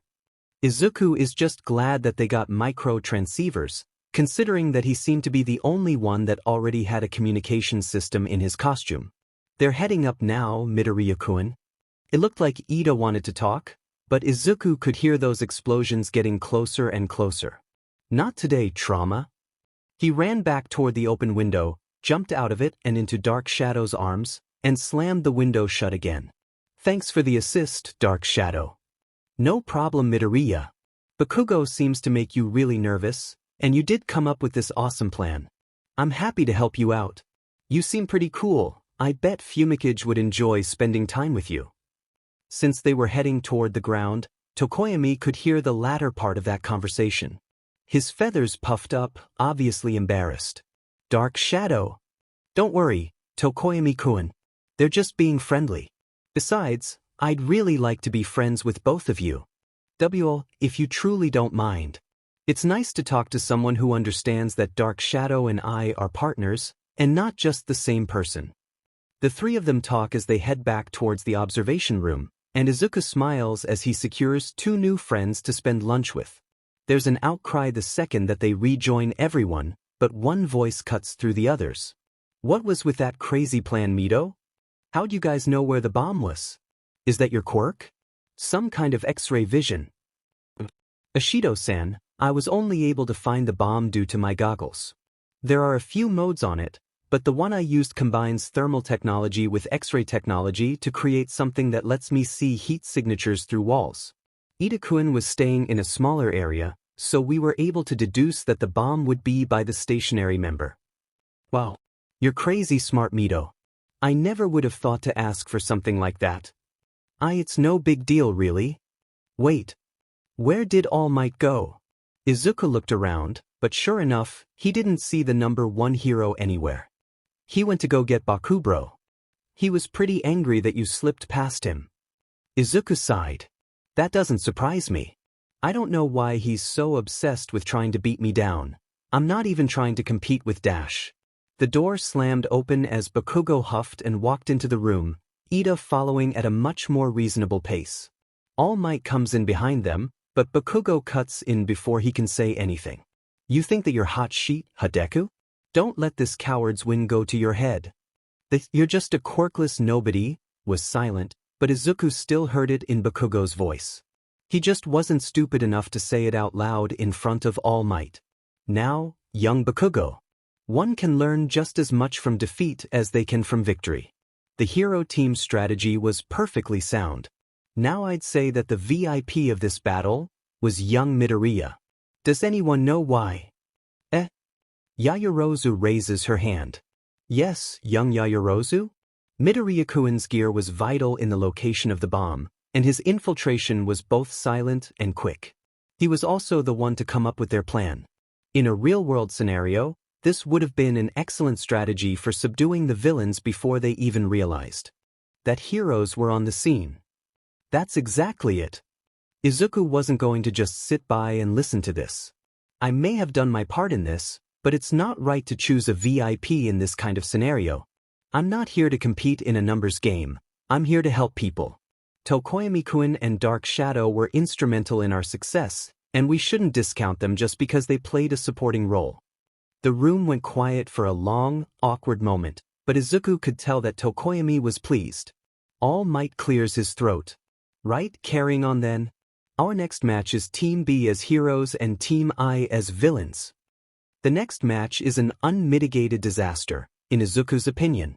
He gapes as Todoroki freezes the entire building and wins the match just as quickly as Izuku had. The difference is in how Todoroki went about it. The VIP in this match was, unquestionably, Todoroki. Izuku was about to go feral after hearing the majority of this class start murmuring in agreement. He raised his hand. Yes, young Midoriya? I strongly disagree. Todoroki looked over at him, but he mostly seemed curious. It was hard to tell with how well he controlled his facial expressions. And why is that, young Midoriya? Todoroki-kun, Shuji-kun was the one who located the bomb, right? Correct. I thought so. I'll be blunt. The only reason that you won was because this was an exercise with exploitable rules. Heroes have to avoid collateral damage the best that they can, and your attack was needlessly destructive in a team where you would have been able to hear Hagakure-san coming. That's not the most important thing, though. If that bomb had been real, then such a sudden, drastic change in temperature would have had a really high chance of detonating it. You could have wiped out a whole city by acting so recklessly. I still think that it's a bad idea to choose VIPs in a setup like this, but it would be Shuji if there was one at all. No one seemed to have anything to say after that. Thankfully, the rest of class managed to pass by without giving Izuku any more heart attacks. Izuku followed the rest of the guys to the locker room to change, and then remembered that he needed to ask them something. Hey, do any of you guys have something that you want to change about your costume? Uraraka-san and I are going to visit the support department before heading home. I think that I'm good, Mido bro. What are you going to change though? Izuku chuckles a bit.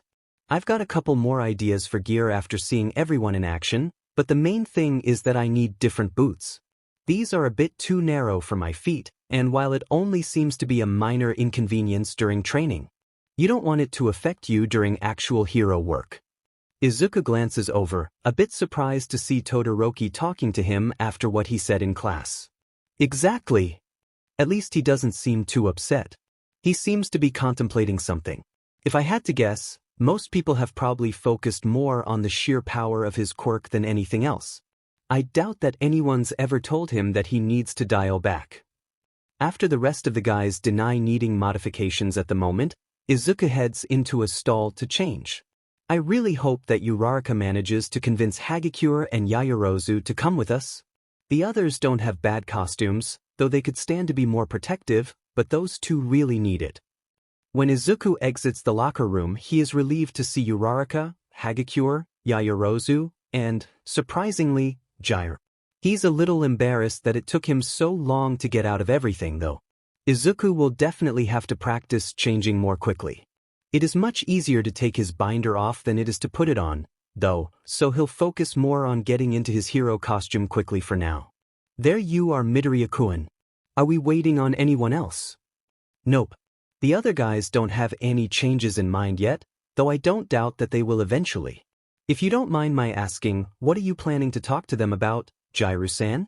Your costume isn't as obviously flawed as the others. The group of 5 start walking toward the support department's development studio, talking along the way. I really like how my costume looks, actually. I just had an idea for getting some directional speakers, kind of like present mic, but on my hands so that I can direct my sound waves better.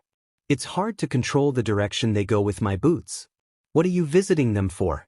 Your costume is probably one of the most practical ones in class.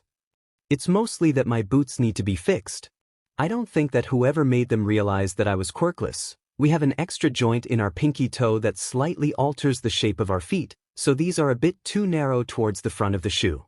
I've also got a few upgrades in mind for my boots while they're already fixing them, and a couple of gear ideas too. Jiraiya and Yaoyorozu didn't react too obviously to Izuku admitting that he's quirkless, but Hagakure did, despite not being able to see much of her body language. Eh? You're quirkless, Midoriya-kun? I thought for sure that you had to have some sort of mental quirk, or maybe one based on reflexes. Izuku just chuckles and shakes his head. Nope. That's just me. It took a lot of hard work to get here, but I knew what I'd be up against from the beginning. I guess that's why I'm so focused on making sure that I give myself the best chance possible. My costume is going to be very important to me, considering that I don't have a power to fall back on. I commend you for your preparation, Midoriya-kun. You've obviously thought this through to a greater extent than me, or I wouldn't have needed to go get costume changes so soon. No, your costume design really isn't your fault, Yaoyorozu-san. If it was something that you did, then Hagakure-san and Uraraka-san wouldn't have the same issue. The hero industry has a big problem with sexualizing female heroes, and whoever designed your costume obviously went that route. It's incredibly gross and demeaning, and I'm not going to let them get away with that. Midoriya-kun, thank you. I suppose that I assumed telling them that I needed a lot of skin exposed for my quirk to work resulted in this outcome. I appreciate the fact that you brought up our ability to file for costume changes. Well, Izuku was always happy to help correct the wrongs that people around him are committing. This is just another extension of that, really, and he sees no harm in allowing the others to know just why he can empathize with them so much. It's because I get it, Yaoyorozu-san. I really do. I pass pretty well now, but I didn't always. I can't even count the number of times that guys, who were complete strangers, made creepy comments as I walked by on the street. It doesn't matter that I'm only interested in guys, no one wants to be talked to like that. Oh, thank you for trusting us, Midoriya-kun. Are the others aware? Izuku shakes his head. Nope, I haven't told them yet, Yaoyorozu-san. I'm not exactly hiding it, and Bakugo knows since we knew each other when we were in diapers, but I've just been changing in the stalls. They probably assume that I'm shy, which also isn't wrong. I haven't made it obvious that I'm quirkless yet, either, and I'd prefer to keep it that way. Just for now. Hagakure nods, he's assuming. She's shaking up and down pretty vigorously at any rate. Izuku thinks that's just to compensate for the rest of her missing body. Language, though. We won't tell anyone then, Midoriya-kun. About either thing. Plus, you're super sneaky and smart, so I doubt anyone would think that you're quirkless. See, that's the sort of thing that Izuku wants to change. Hagakure obviously means well, and he trusts these girls not to gossip about him, but sometimes biases are more subtle. There's no reason why a quirkless person shouldn't be assumed to be just as capable of intelligence and subterfuge as Izuku is, but society thinks of them as subhuman, and that influences the general population's thought process too. The conversation between the five of them is cut off by a sudden explosion coming from behind a door that's labeled with a 1H. Oh boy. It sounds like there's a lot going on in the studio today. Izuku cautiously opens the door, peering inside. Handsome. That's the 5th explosion today. Do you know what Thomas Edison said, Powerloader Sensei? I haven't failed. I've just found 10,000 ways that won't work. Explosions are a part of my process. The argument between teacher and student ceases as they both look towards the 5 hero students standing at the door. Oh, hello. I assume that you kids are here for some alterations after testing your costumes. Yes, Powerloader Sensei. Though Jiru-san and I are mostly here for gear. Handsome flew over to Izuku with a manic grin that honestly scared him. Is that why people shy away from me when I'm on a research binge? Do I do that too?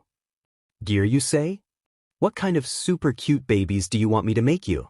I'm Handsome May, and I'm gonna be the greatest inventor to ever come out of the support department. You know what? It doesn't hurt to tell her. Powerloader is here anyways.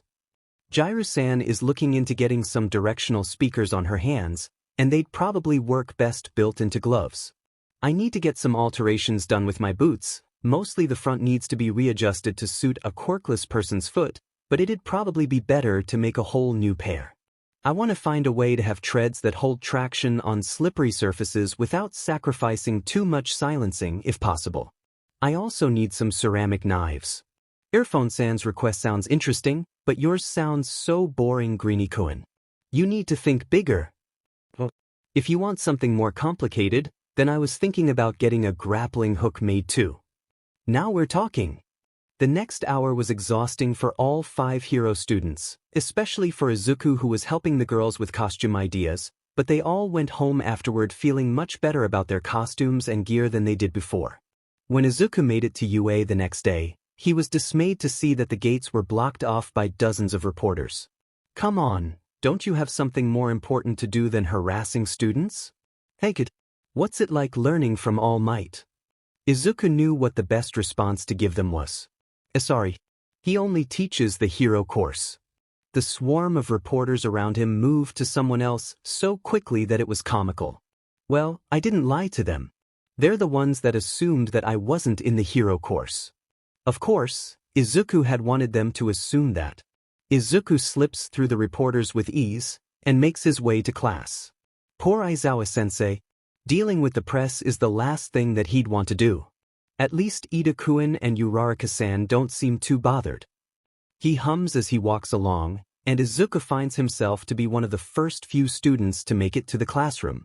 He nods to Todoroki and waves at Yaoyorozu, moving to sit down and lay his head on his desk. Izuku would just wait for the others to come in before getting out his stuff. Class starts a few minutes later than usual, and Izuku sighs in relief when Aizawa finally walks through the door, papers in hand. Yesterday's combat trials went pretty well. I've looked over your individual evaluations, and any mistakes made yesterday can be corrected by us easily enough. The entire class sits up straighter in their desks. Bakugo. You've got potential, but you can't blow up every time that you lose. Heroes have to face loss just as often as they face victory, so get your temper under control. Izuku isn't quite sure what to call the expression on Bakugo's face, but it's obvious that he's struggling with not being put on a pedestal anymore. I honestly feel kind of bad for him. I know that he's hurt me, but he's being put under a lot of pressure by everyone too. He's based almost all of his self-worth on his quirk, because that's almost always the only thing that people ever praised him for. I've got it. Todoroki, You've got a very powerful quirk. You need to learn to avoid using excessive force before you get somebody seriously hurt. We'll evaluate your finer control in another class. Understood, Sensei. Now, we need to do something important during homeroom today. Oh, please don't be another pop quiz. It's like hearing those two words put together just completely wipes my brain. I get so nervous that I can't remember anything, even if I know that I knew it before. Today you'll be picking your class president. A cacophony of noise bursts from all around him, but Izuku is just as excited. This is a great opportunity, actually. If I can manage to get class president, then I might be able to sway more of my classmates towards acknowledging the changes that need to be made to the system. Sensei, can we elect our president through votes? I don't care how you choose. Just get it done. Ida stood up from his desk and gives everyone a piece of paper to write their vote on. It feels kinda conceited to vote for myself, though. Yaoyorozu would make a good class representative. I'll leave it up to what the others think. He puts down his vote for her. Izuku honestly can't believe his eyes after Ida finishes tallying up the votes. 5 votes? I didn't even vote for myself. It's settled then. Midoriya is your president and Yaoyorozu is your vice. Izuku still hasn't managed to shake off the shock by lunch. He looks around the cafeteria, noting that all classes have the same lunch PRD for future reference, before turning back to his friends. Do all of you think that I can actually be a good class representative? Dark shadow floats over to rest on Izuku's head. If we didn't, then Fumikage wouldn't have voted for you, Midoriya. Dark shadow. You can't just go laying on people. Izuku giggled. It's fine. They're not bothering me. Thank you, Dark Shadow. Hitoshi nodded. Dark Shadow is right, though. I'm not the type to want to be class president, and I trust you to lead us, Midoriya. Uraraka nods too. I voted for you too. You've already helped some of our classmates, you know? We wouldn't have known that we could get our costumes fixed so soon without you. Izuku can feel his face getting redder by the second. Everyone. Indeed. I voted for you as well, Midoriya-kun. But you wanted to be class president too, didn't you, Ida-kun? I did, but having an ambition doesn't mean that I'm suited for the job. I chose who I believe to be the best option. Izuku squinted at the word choice. You know, now that I think about it, Ida and Yaoyorozu both speak really properly. Uraraka wasn't afraid to voice his thoughts out loud, apparently. Ida, are you a rich kid? Well, I don't like to call attention to it, but yes, I am. I'm the second son from a hero family. Suddenly, it hits him. You're related to Ingenium, aren't you? I thought that your costume looked familiar, but I couldn't quite place it until now. Ida blinked. Indeed I am. Ingenium is my older brother. He's my inspiration for becoming a hero. That's actually kind of sweet. I wonder why everyone else decided to dash. An alarm suddenly started to blare overhead, spooking Dark Shadow into returning into Tokoyami. Izuku stood up and heard the crackle of the intercom system coming to life. Attention all students. Security level 3 has been breached. Please evacuate in a calm and orderly manner. Izuku stood up on his chair, trying to avoid getting trampled by all the people surging to life around him. Ida looked toward an upperclassman. What's security level 3? It means that someone has gotten past the gates. This hasn't ever happened while I was here. Izuku grit his teeth as he watched the people around him start shoving each other around. Dark Shadow slowly starts to peek back out from Tokoyami, who had gotten up on top of a table. Tokoyami is also pretty short, and he and Izuku share a moment of solidarity for trying to avoid their inevitable fate of being stepped all over. They're all panicking. This isn't going to do us any good at all. Izuku uses his vantage point to try to see what is going on, and he's ready to throw hands when he sees what's happening. Tokoyami-kun, Dark Shadow. Would you mind helping me out? It's just the press that got past the gate, and someone is going to get hurt if we don't calm everyone down. Tokoyami looked at Dark Shadow, and they both nod. I've really got to ask them about that telepathic connection sometime. Dark Shadow picks Izuku up, and Izuku knows that he probably shouldn't enjoy the feeling of being carried like this as much as he does. He definitely liked it though. It was like he was flying. I've got you, Midoriya. Where do you want me to take you? You see the exit over there? Everyone is surging in that direction, so that's probably the best place. On it. The two of them soar over the other students, catching the dumbstruck attention of several students along the way. Izuku clears his throat. Everyone. It's only the press. Please calm down. Take a deep breath and slow down. If anyone needs medical attention, then please come see me. I can either help you or help you get to Recovery Girl. Thank you. Dark Shadow makes his way back to Tokoyami, who he thankfully couldn't lose in the crowd even if he tried, and sets Izuku down next to him. Shinso managed to regroup with them first, looking a bit worse for wear, but thankfully he's not injured. And you thought that you wouldn't make a good class president, Midoriya? Look at you, taking control of the situation. Izuku's cheeks flush. Be quiet, Shinso. Let a guy be insecure in peace. Even at the end of the school day, Izuku's nerves were still pretty frazzled from earlier. Now that the adrenaline's worn off, I'm kind of terrified about the fact that I yelled at a bunch of people. He wound up staying a bit later than usual, since Hatsum had wanted him to make sure that his new boots worked. Apparently, there was another big hero exercise coming up soon, so Izuku is glad that his new boots were finished so quickly. He'd have to wait for his new knives to come in, but Izuku hoped that he didn't have to use those for a long time anyway. Hatsum had also started working on his grappling hook, but it would take her more time, and probably explosions, to get that done.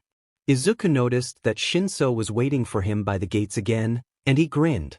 Shinso, I didn't think that anyone was gonna still be here by the time that Hatsum-san was finished with me.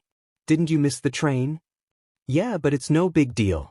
I'm not in a particularly huge rush to get back to my foster home. Oh, yeah, I kind of get that. Mom is going to be home for the rest of today, so I'm not really in a rush to get back either. Do you want to go somewhere, maybe?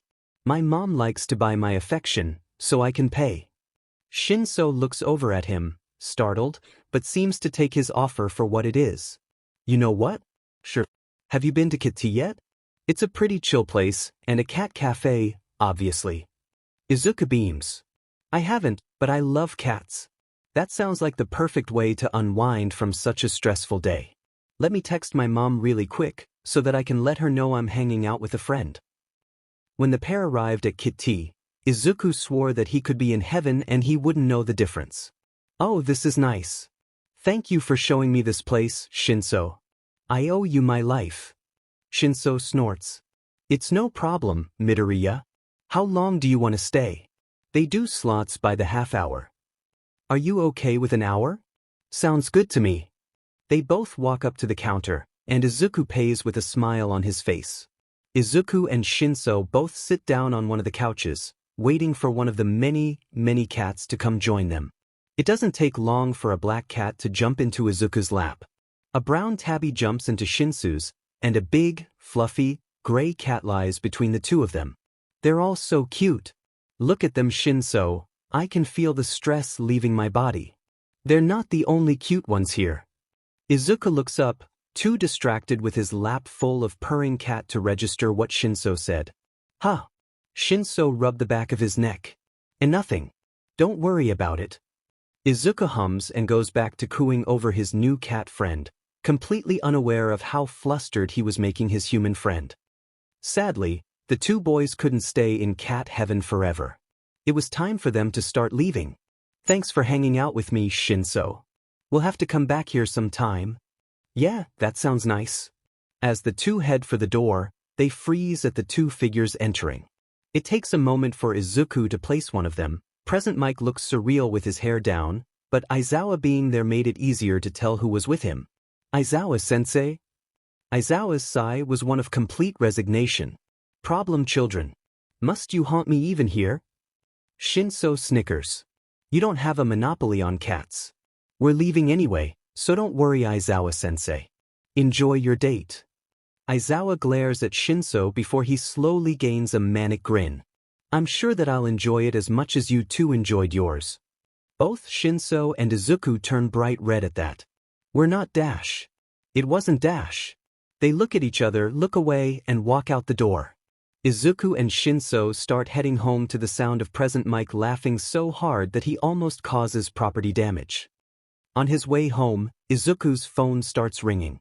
He doesn't recognize the caller, but he figures that he may as well tell them that they have the wrong number. Hello. Young Midoriya. All Might? That's a bit creepy. I know that we have to put our information on file and all, but this is weird. Do you need something? I just wanted to talk to you about what happened after the sludge villain incident. I haven't told anyone. Oh no, it's not that. I trust you, my boy. More about what I said. Would you meet up with me at Dagoba? I'll be in my natural form. Izuku sighs heavily. Maybe he's actually going to apologize? That'd be nice. I don't want things to stay so awkward. Sure. Is there anything you want me to call you so that we don't attract attention? Yagi is fine, kid. No one actually knows my name anyway. I'll see you in a little while. The phone clicks as the call disconnects, and Izuku finds himself very glad that he hadn't told his mom that he was on his way home yet. It's easy to find All Might once Izuku gets to Dagoba.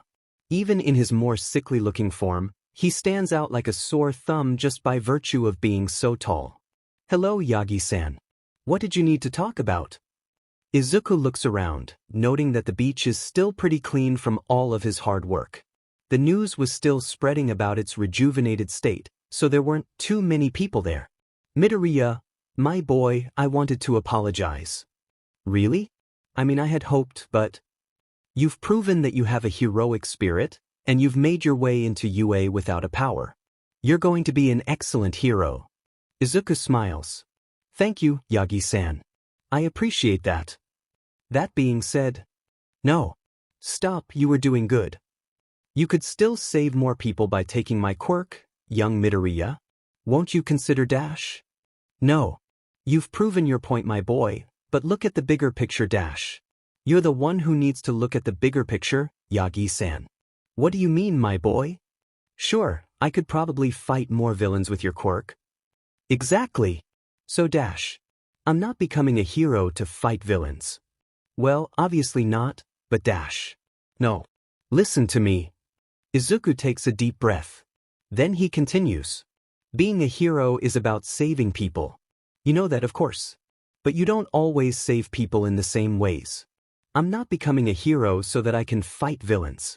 I'm becoming a hero for all of the people who have ever been told that they aren't good enough as they are. It's not about proving a point about my own capabilities, it's about creating change for all of the others who are just like me. Izuku feels the tears welling up in his eyes. I'm becoming a hero to prove that quirks aren't needed for someone to be treated as a person, that there is more to someone's worth than the power that they hold. I may not be able to easily win a fight against crime bosses, but there are different ways of saving people. Sometimes people need to be saved from themselves. And sometimes people need to be saved from the words of everyone around them. I won't give up on the people that our society has deemed unworthy of caring for. Not for anything, and especially not for power. My boy, it is exactly because of that mindset that you would be the perfect successor. No. The people that I want to save don't need someone with a flashy quirk, Yagi-san. It won't mean the same thing that way.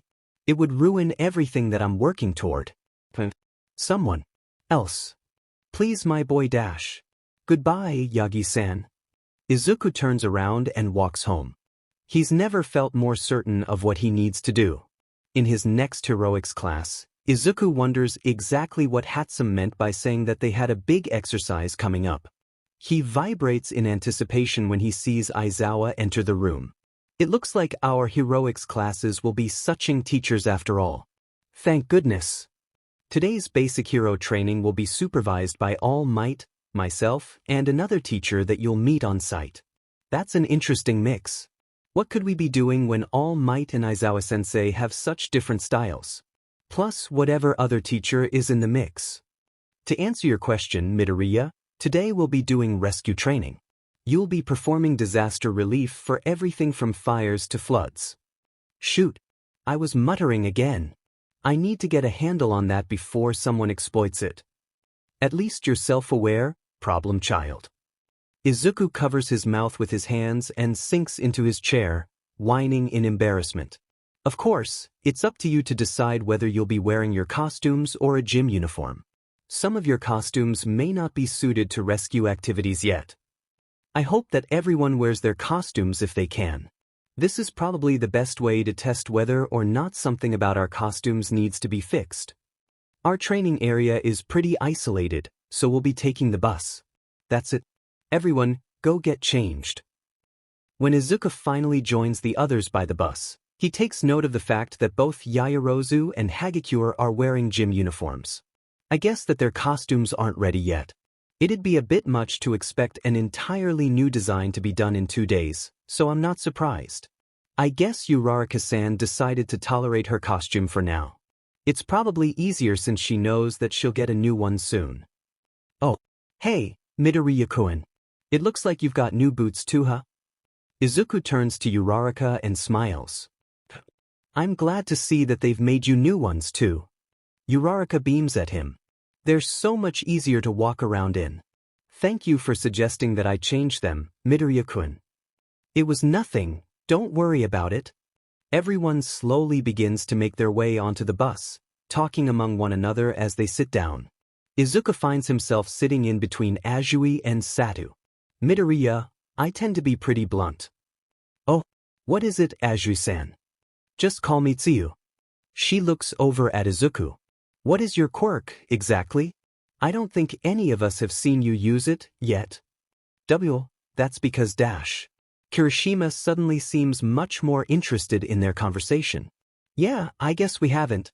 I'm betting that you have something that isn't super flashy, kind of like my hardening. It's useful for fights, but it doesn't exactly draw attention. Don't sell yourself short, Kirishima-kun.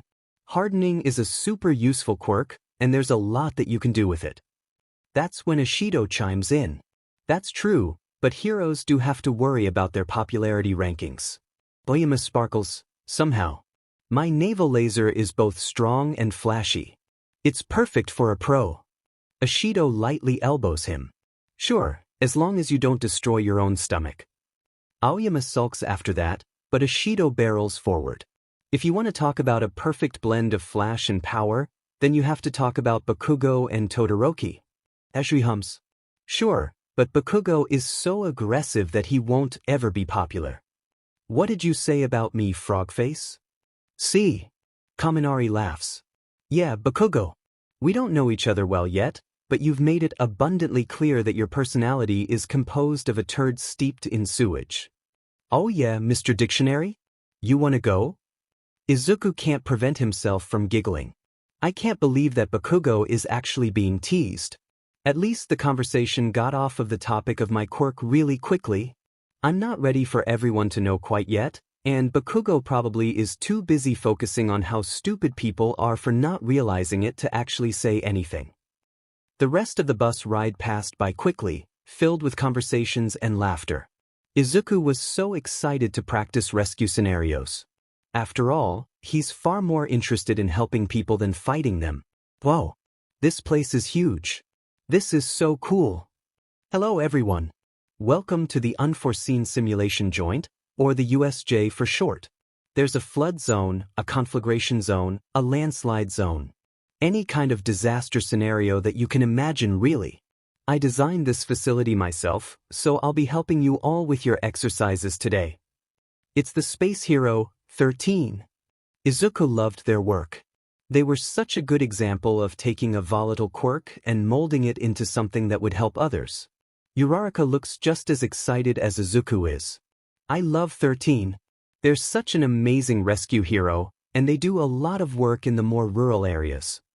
Uraraka's not wrong about that being one of their selling points. A lot of heroes stick to areas where they'll be caught on camera. Rural areas and poorer neighborhoods aren't patrolled as often as they should be. 13. Where's All Might? Wasn't he supposed to meet us here? Wait a minute, yeah. Where is he? Sorry, Aizawa-san. It seems like he tired himself out on his morning commute. He's resting in the break room. 13 held up 3 fingers and then put them down quickly, but Izuku understood the message. Really? He used up all of his time before he even got to UA? At least I don't have to see him right now. I'm still sad about yesterday. Honestly, he's the height of irrationality. Oh well, let's get started. Before we do, I do have 1 or 2 points to make. Or 3, 4. You get the idea. 13 cleared their throat. As I'm sure many of you know, my quirk is called Black Hole. It can SCK in anything and tear it apart. Izuku grins and nods. You've used it to save people in all kinds of disasters. It's honestly impressive. I can imagine that most people considered their quirk villainous when they were growing up. Indeed. But my power could also kill incredibly easily. I'm sure that many of you have similar abilities. Izuku's shoulders, more specifically the starburst scars covering them, throb in an angry reminder of just how dangerous someone's quirk could be. In our superpowered society, quirk usage is heavily restricted and monitored. Yeah, except for when society thinks that the quirk is beneficial to them in the long run. Bakugo certainly never got punished for public quirk usage. The system may seem stable, but we can't forget that it only takes one wrong move with a dangerous quirk for someone to die. I can tell that 13 doesn't mean anything bad by it either, but this is another Hagakure situation. It doesn't take a quirk for someone to kill someone. Human bodies are surprisingly fragile. It's incredibly easy to accidentally put too much force in the wrong place, if you're not careful. Why does everyone put such a heavy priority on powers? And honestly, our system is a hot mess to anyone who looks more deeply into it. It's not stable at all. During Aizawa-san's physical test, you all learned about your hidden potentials. All Might's battle training taught you about the danger that your quirks can pose to others. This class will show you another perspective. You'll learn how to use your quirks to save lives. Your powers aren't meant to cause harm. I hope that you'll leave here today with the understanding that you're meant to help people. Does not all of the staff know that I'm quirkless or something? I'm right here. I guess that information would only really be vital to Aizawa, who probably told present Mike, Power Loader, Recovery Girl, and Nezu. Maybe they didn't tell them. That's all. Thank you for listening. There's nothing that I can do beyond working at it for now. Alright, first thing. Aizawa suddenly went silent, turning toward a dark, swirling mass that appeared in front of the fountain. Everyone, huddle up and don't move. 13. Protect the students. Izuku freezes, watching as dozens of people come walking out of what has to be some sort of portal quirk. The other students don't seem to understand what is happening yet. Kirishima speaks up first. What's all of this? Are those more robots? Isn't this meant to be rescue training? Aizawa shakes his head. Don't move. Those are real villains. Suddenly, the portal starts talking. A mutation quirk that lets them teleport people through their own body? The staff schedule that I acquired the other day indicated that All Might would be here. You're actually kidding me. They're here for that JRK, and he's not even here. The guy who came through the portal first started speaking next. Are those real hands? Where is he? We've come all this way and with so many party members. All Might, the symbol of peace. He's not here. He starts scratching at his neck. I wonder if some dead kids would bring him running? Izuku's mental verbal filter chooses the worst possible time to stop working. In a burst of hysterical anger, Izuku starts yelling. Of course, you're all here for that JRK. All Might has to ruin every good thing in my life, so why wouldn't you be here? Everything pauses. The villains freeze. His classmates freeze. Aizawa looks at him with an expression of absolute exhaustion. Problem child, what is your damage? We don't have time to unpack all of that. Right. Things start moving again. Yaoyorozu starts trying to analyze the situation first. 13 Sensei, aren't there sensors for intruders? Yes, there are. Todoroki jumps in. Are the villains only here, or are they also attacking the main campus? Either way, if the sensors aren't working, there has to be a quirk in here responsible for that. Izuku's eyebrow twitches. Or, an EMP or something. It's not like the illegality of that matters to them. Todoroki continues. The USJ is an isolated location, and they picked a time where the few people here wouldn't have much experience. This is a well-coordinated attack, so they must have an objective of some kind. Aizawa looks back to them all. 13. Begin evacuation and attempt to contact the school. Kaminari, try using your quirk and seeing if you can break through whatever is blocking the signal. Got it. He can't possibly be planning to. Sensei, you can't fight that many people alone. You can't nullify all of their quirks, and your fighting style is heavily based on ambush tactics and quick takedowns. A head-on brawl isn't. No good hero is a one-trick pony, kid. 13. Look out for them. Aizawa takes off before Izuku can say anything else. I know that he's just trying to reassure us, but no matter how skilled he is, he'll get tired eventually. Izuku watches carefully as Aizawa leaps into the fray, and he'll admit that he's impressed by how well that he's holding out right now. Izuku's attention is drawn back to the hand villain when he starts to talk, though. He's probably the leader of this whole operation. I need to keep an eye on him. Even a whole mob of us isn't slowing him down. I hate pro-heroes. Ordinary villains can't stand a chance against them. Kurogyri. Deal with the hero brats. Bring me that green-haired one first. I think that we've encountered a recruitable unit. Izuku doesn't get the chance to move before his whole world is absorbed by black. Izuku blinks and finds himself standing directly in front of the hand guy. Oh, that's fast. He can vaguely hear Aizawa shout in his direction, but that's the least of Izuku's concerns at the moment. What dialogue option can I choose to make sure that you join my party? I just need to keep the guy talking. Maybe I'll be able to figure out his objective. Is there an objective beyond killing All Might? I can almost sympathize with that being his objective. Tell me why you don't like All Might, hero brat. He could that the hand guy wasn't asking. He was demanding an answer. Well, the truth is actually helpful here. The short story is that he saved my life, told me that I could never be a hero, and then left me, alone, on the rooftop of a very tall building after trying to crush my dreams. The other man froze at that, slowly turning to look at him. Izuku could sort of see a red eye peeking out from behind the hand on his face. What the F dash? That's so effed up. Izuku huffed. Tell me about it. What's your name, by the way? Or, just something to call you if you don't want to tell me. It feels weird calling you hand guy in my head. The man snorts. Shigaraki is fine. So, do you want to join us then? Izuku paused, trying to think of a way to not get himself into unnecessary danger. I can't just say yes either. I don't think that I'd be very useful to you. Any hero brat defecting would be useful. What do you mean? Because society would just sweep it under the rug. If something happened to me, then they'd just say that it was inevitable for the Quirkless student to fail before accomplishing anything. They wouldn't care, Shigaraki-san. Quirkless, I'm just hearing more reasons for you to come with me here. Don't you want to make them care? Don't you want to make yourself their problem? Oh, absolutely. I want to change the system. Then join me. Izuku sighs. Well, there goes not refusing outright. I can't. Izuku watches, wary, as Shigaraki's hand twitches, jerking forward a bit before he clearly reins in his temper. Why not? I can't accomplish what I need to do through violence, at least, not quite yet. I could never hope to change the Hero Public Safety Commission's mind about what they're doing.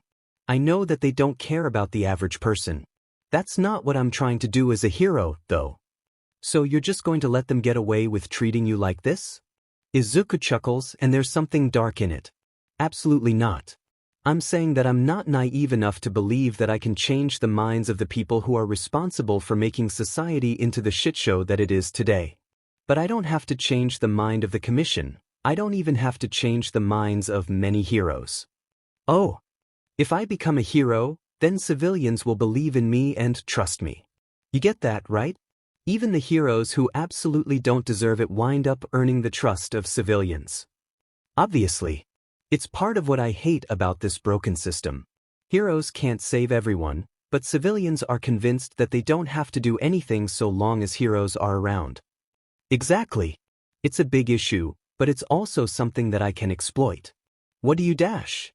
What do you think would happen if civilians were shown, by a hero that they trust, The ugly parts of hero society that they aren't aware of. The parts that I know will be told to ignore as we work toward our licenses. They might start questioning things?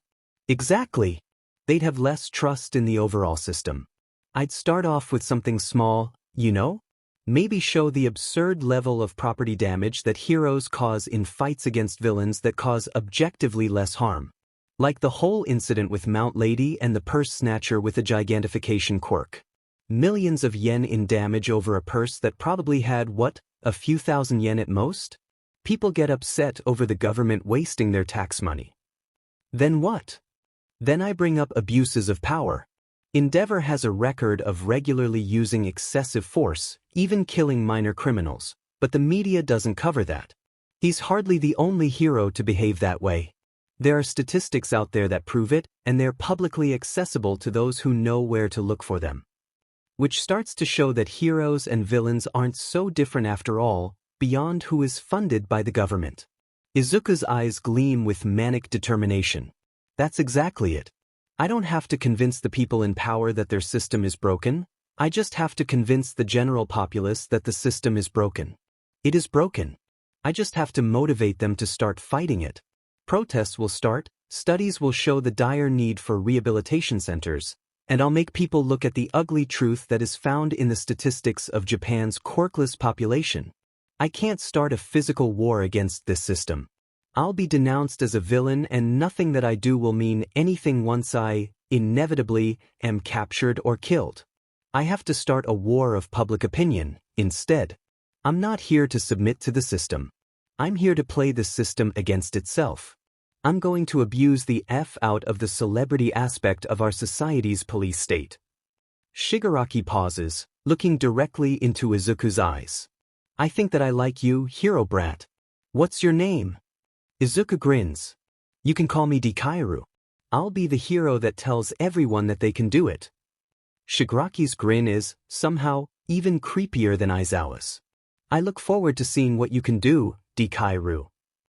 Back at UA, Yagi can't shake the feeling of something being wrong. I haven't been able to contact 13 or Aizawa. Even if it was for a good reason, it was foolish of me to put hero work before my teaching. What am I supposed to say when I show up at the end? Yagi lets the power of one for all flow through him, transforming. No. I'm going. Before he can leave, the door slides open. Hold on. The principal. Your coat is looking lovely today, sir. The secret is keratin. No human could hope to replicate it. But enough of that, look. Nezu holds up a tablet displaying a news article on Yagi's morning rescues. Villains certainly haven't stopped even after you've gotten in town, but running off to help anyone in trouble is very like you. You haven't changed at all. Nezu sighs. Your injury and the after effects of it have limited you as a hero. You still need to choose a successor as well. People will start to notice that you aren't as active as you used to be. Your role as a teacher here gives them a more palatable reason for that, so try to start taking it easy every now and again. Yagi sighs and deflates. Even if you did go to the USJ today, you'd only be able to stay for a portion of the class. I know that I offered you this position here, but please try to prioritize your role as a teacher in the future. This city has plenty of hero agencies that can deal with the petty villains here. I know. That's why I was just going to head to the USJ. You'd have to leave pretty quickly, wouldn't you? That would only raise more questions than you would by not showing up at all. Just sit and have some tea with me. Let's talk about some of my theories on education. It really worries me that I couldn't even get through to their voicemails. But there's no stopping Nezu once he started talking. He really hasn't changed either. I'm sure that they'll be fine. Back at the entrance of the USJ, things were decidedly not fine. Kurogiri had scattered everyone while Shigaraki and Izuku were talking, and Shuji's quirk was the only reason that they knew that their classmates were still in the building. 13 turns to him. Ida, your job is to run back to the main campus and alert them to what's happening. The alarms haven't sounded, and our phones aren't working.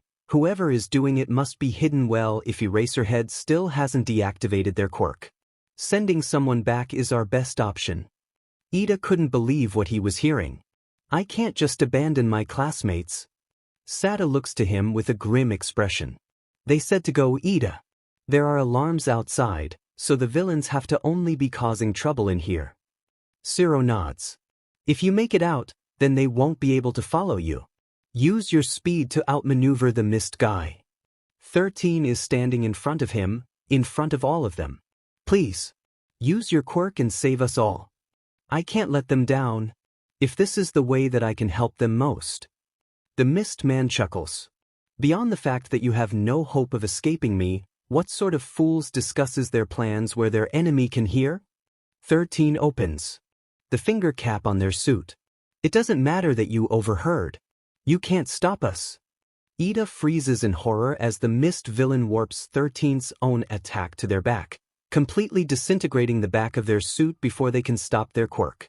Looks like a rescue hero can't measure up to the standards of even the most ordinary heroes.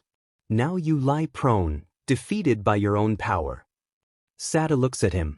Ida, you have to run. He dashes forward, only to nearly be caught by one of the mist villain's portals. Shuji manages to block the mist villain from Ida, and Shiro wraps his neck brace in tape and jazz him to the side. One of the mouths on Shuji's arm opens up and yells, "Go! The whole class is counting on me. Everyone, just hold on a little longer." Ida makes it out of the USJ, but he fears that death may be nipping at his heels. In the flood zone, Hitoshi is having a very bad day. He is very wet and miserable, and the only reason that he wasn't, literally, dead in the water was due to Azui grabbing him with her tongue. Now he, Azui, and Uraraka are all standing on a boat that is literally designed to sink into the water where a bunch of villains are waiting for them. We're going to have to do something here. If we stick around much longer, then they're going to get impatient. Uraraka looked over to him, looking vaguely queasy, and Shinso couldn't tell if it was from their situation or because she had to float herself over to the boat. Do you have any ideas, Shinso-kun? Hitoshi rubbed the back of his neck. I think that I do, but it'll depend on if you can still use your quirk right now. Yeah, I can. What do you need me to do? First, I'm gonna try to put as many of the villains under my control as possible. I'll tell them to fight one another, and while they'll break out of my control the second that they get hit. These guys aren't a tight-knit group. It won't be hard to turn them against one another. While they're distracted, Uraraka, you'll need to lighten both me and yourself. Azui, with our weight reduced, you should hopefully be able to hold on to both Uraraka and I, one with your tongue and the other with your hands. It'd be preferable for you to hold Uraraka close to you, so that she can cancel gravity on you if we don't get far enough with momentum alone. That sounds like a plan, Karo. Yup, sounds good. Hitoshi steeled himself. All right. Does picking on school children make you feel strong? Are your egos that fragile? He can feel the headache building after snagging several people, and when Hitoshi wipes his nose, he finds blood on his hands. Attack the villains near you that aren't under my control. Chaos erupts in the water, and Shinso grins as his nose stops bleeding. The fight continues even as he loses his control over more and more people. Let's get out of here. And the three of them fly over the water before the villains even notice that they're gone. Izuku looks up as the portal villain returns to the center, and he's getting nervous about how close Aizawa is getting to them. I'm not so sure that I'd be able to convince Shigaraki not to hurt him. Shigaraki Tamura. Thank you for the full name, mist person. Kurojairi. Is 13 dead? I immobilized them, but I couldn't warp away all of the students, and one managed to escape. Shigaraki starts scratching at his neck. Kurojairi, I'd turn you to dust if you weren't our ticket out of here. Turn him to dust? He has a quirk? Then why is he wearing that brand of shoes? They only make them for people who have the extra toe joint. My apologies, Shigaraki Tamura. How goes your attempt to recruit this student? Shigaraki lets out a raspy chuckle. He won't be joining us, but I'm interested in seeing exactly what Dikairu here can do. We'd better get out of here. We won't stand a chance against the dozens of pros that will come back with that kid. He looks over to Izuku. How fond are you of your classmates, Dikairu? I think that I'll be able to convince most, if not all, of them to stand with me. Please don't hurt them. A few even know that I'm quirkless, and they haven't treated me any differently. Shigaraki hums. Fine, little hero. We can come back for All Might another time. Kurojairi? Don't bother with the small fry here. Let's save our Nomo for when All Might is actually present. Nomu, we're leaving. Izuku lets out a sigh of relief as Kurojairi, Shigaraki, and the thing that they called a Nomu left the USJ. He clutches a hand to his chest, heaving. Holy CRP, did that just work? How did that work? Did I really just stall a villain and convince him to leave? Izuku takes a deep breath and prepares to help Aizawa fight the remaining villains, but before he can leap into action, Izuku locks eyes with Shinso. Guess he got out of the flood zone? Just fine. What Shinso says next is said softly, but with feeling. Midoriya, what the actual F-? Everything else is pretty anticlimactic, after all of that drama. All Might shows up shortly after Shigaraki and his more important members leave, and he defeats all of the villains in the main plaza before setting off for the zones that still contain students. As soon as he does, Aizawa runs up to him. Problem child, are you alright? Why? There are residual nerves, but I'm fine. I managed to keep him talking, since I figured distracting the leader would make it easier for everyone else. I was already there, so I just had to amuse him. I think that I have some information that could be helpful for the future investigation too. Don't worry about that right now, Midoriya. I'm just glad that you're safe. Suddenly, a thought hit him. Izuku gasped. Wait, before they left, Kurojairi, the portal guy, said that he had turned 13 Sensei's quirk against them. They're going to need medical attention. Aizawa's eyes widened. Thank you for telling me, kid. I'm sure that medics will be on their way with the rest of the staff, but I'll go see what I can do. I should come with you. I basically have a whole first aid kit in my left pocket. It should help. Aizawa sighs. Fine. Come on, problem child. At least you're well prepared. Thanks, it's the trauma. By the time that they make it to the main plaza, the rest of the teachers have arrived. Shoulda. Are you okay? Izuku snorts when Aizawa uses his quirk to cut off present Mick's screaming. I'm fine, Hisashi. Izuku peers around them and sighs in relief when he sees 13 being loaded onto a stretcher. It looks like they're in good hands. He glances back to the plaza and sees that All Might has brought the rest of his classmates back as well. This definitely could have gone a lot worse. The ambulance carrying 13 leaves, and the police arrive about 15 minutes after their teachers had shown up. 17, 18, 19, it looks like none of the kids were hurt, thankfully. Izuku's eyes WHP over to the plain-looking man. We're gonna get you kids back to your classroom for now. This is no time to take your statements. I can't risk that. I might forget something. Detective-san? The man looks over to Izuku, tilting his head. Yes. Is it all right if I choose to give my statement now? I can wait for a little bit, but I don't want to risk forgetting anything. I suppose that there's no problem with that. The detective was talking with All Might earlier. I wonder if he knows. I think that it'll be important for Nezu-san and Yagi-san to know this information as well. A gleam of recognition enters the detective's eyes, and Izuku is now certain that he does, in fact, know. Alright, we'll get you all back on campus, and then we can take your statement. Thank you, sir.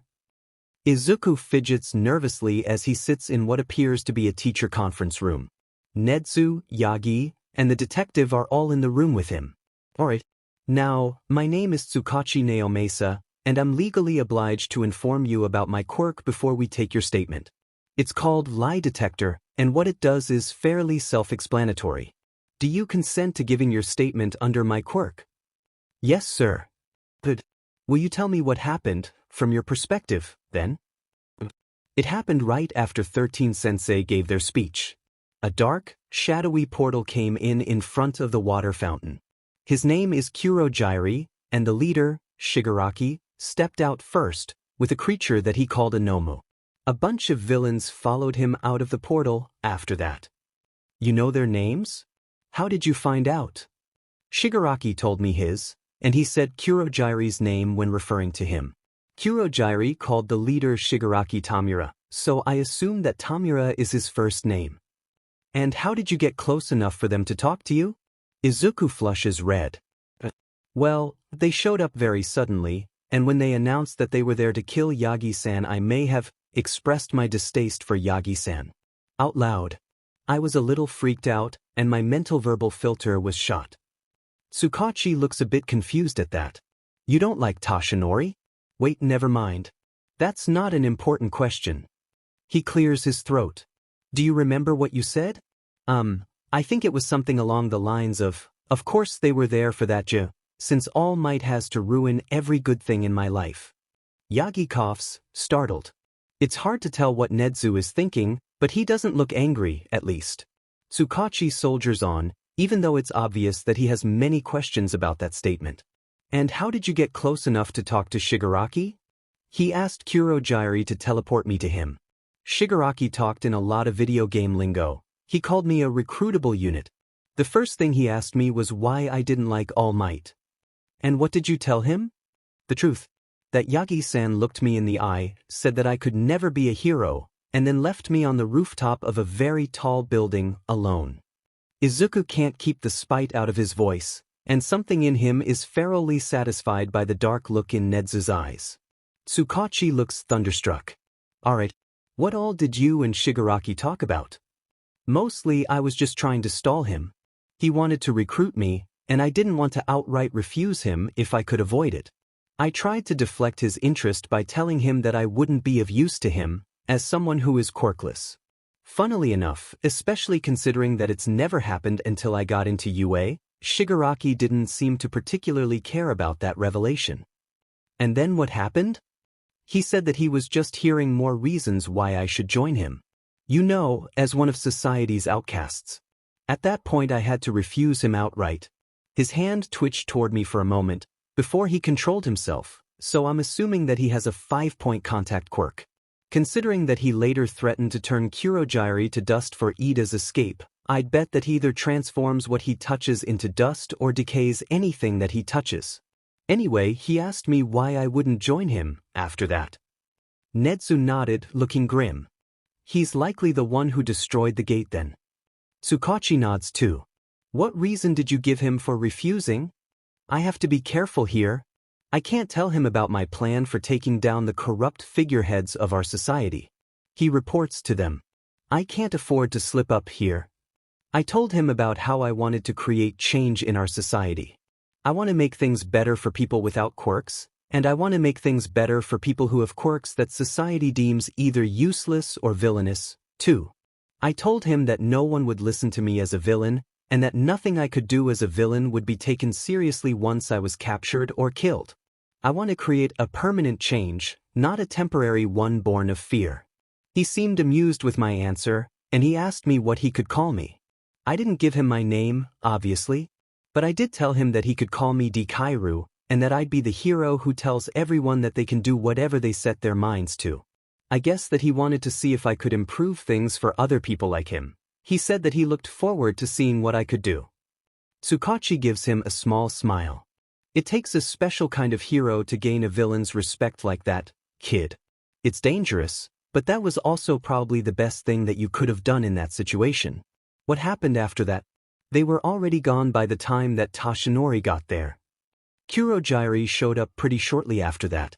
They had a conversation about how 13-sensei couldn't move and how Ida got out. Before they left, Shigaraki asked me how fond I was of my classmates. I told him that I believed that they would stand with me and advocate for change, and that the ones who know that I'm quirkless haven't treated me any differently for it. When I asked him not to hurt them, he listened. He told Kurojairi to leave all the small fry villains behind, and told the Nomu that they were leaving. They all left, and things were pretty much over after that. Tsukachi nods. Thank you, kid. This is a lot of valuable information. You should probably head home and get some rest. Izuku nods and starts heading toward the door, but he pauses before he can leave. He looks back at Yagi, Tsukachi, and Nezu. One last thing. I'm not sure if this will help you any, but Shigaraki was wearing the shoes designed by Prim Company. They're the only company that makes shoes for quirkless people. I don't know how Shigaraki got his quirk, but I don't think that he was born with it. Then, Izuku leaves. He never looks back to see the absolutely stricken faces of the people in the room behind him. When Izuku wakes up the next morning, he looks at his digital clock and panics for a moment. He jumps out of bed. It's already 8:30? I'm going to be late for Dash. Then he remembers that classes had been cancelled today. UA was focused on improving their security, in general but mostly against Kurogiri's quirk, so all of the students, not just Class 1A, were given the day off. I guess that we get a long weekend. Everyone will have until Monday to collect themselves, and the school has a few days to buff up security. Izuku checks his phone as it buzzes, surprised at what he sees. He puts the contact information into his phone. Aizawa Sensei. Problem child. You're the class rep, so I'm sending you the contact info for the other students. Attachment. Contact list 20 items. The different number under my name is for emergencies. Make sure that you distribute both numbers and explain which is which. Got it, Sense. Izuku hums. I'm not so sure that I want to risk my mom finding me talking to my classmates when she looks through my message history. She still gets so upset whenever I talk about being a hero. If she knew that I had friends who were encouraging my delusions. How much money do I have left from selling my merch? You see, Izuku's old, fanboyish nature netted him quite a lot of yen. Many of his figures had been limited releases, and some of them were so rare that they sold for over 100,000 yen alone. Izuku lifted his mattress and reached into the fitted sheet, grabbing his stash.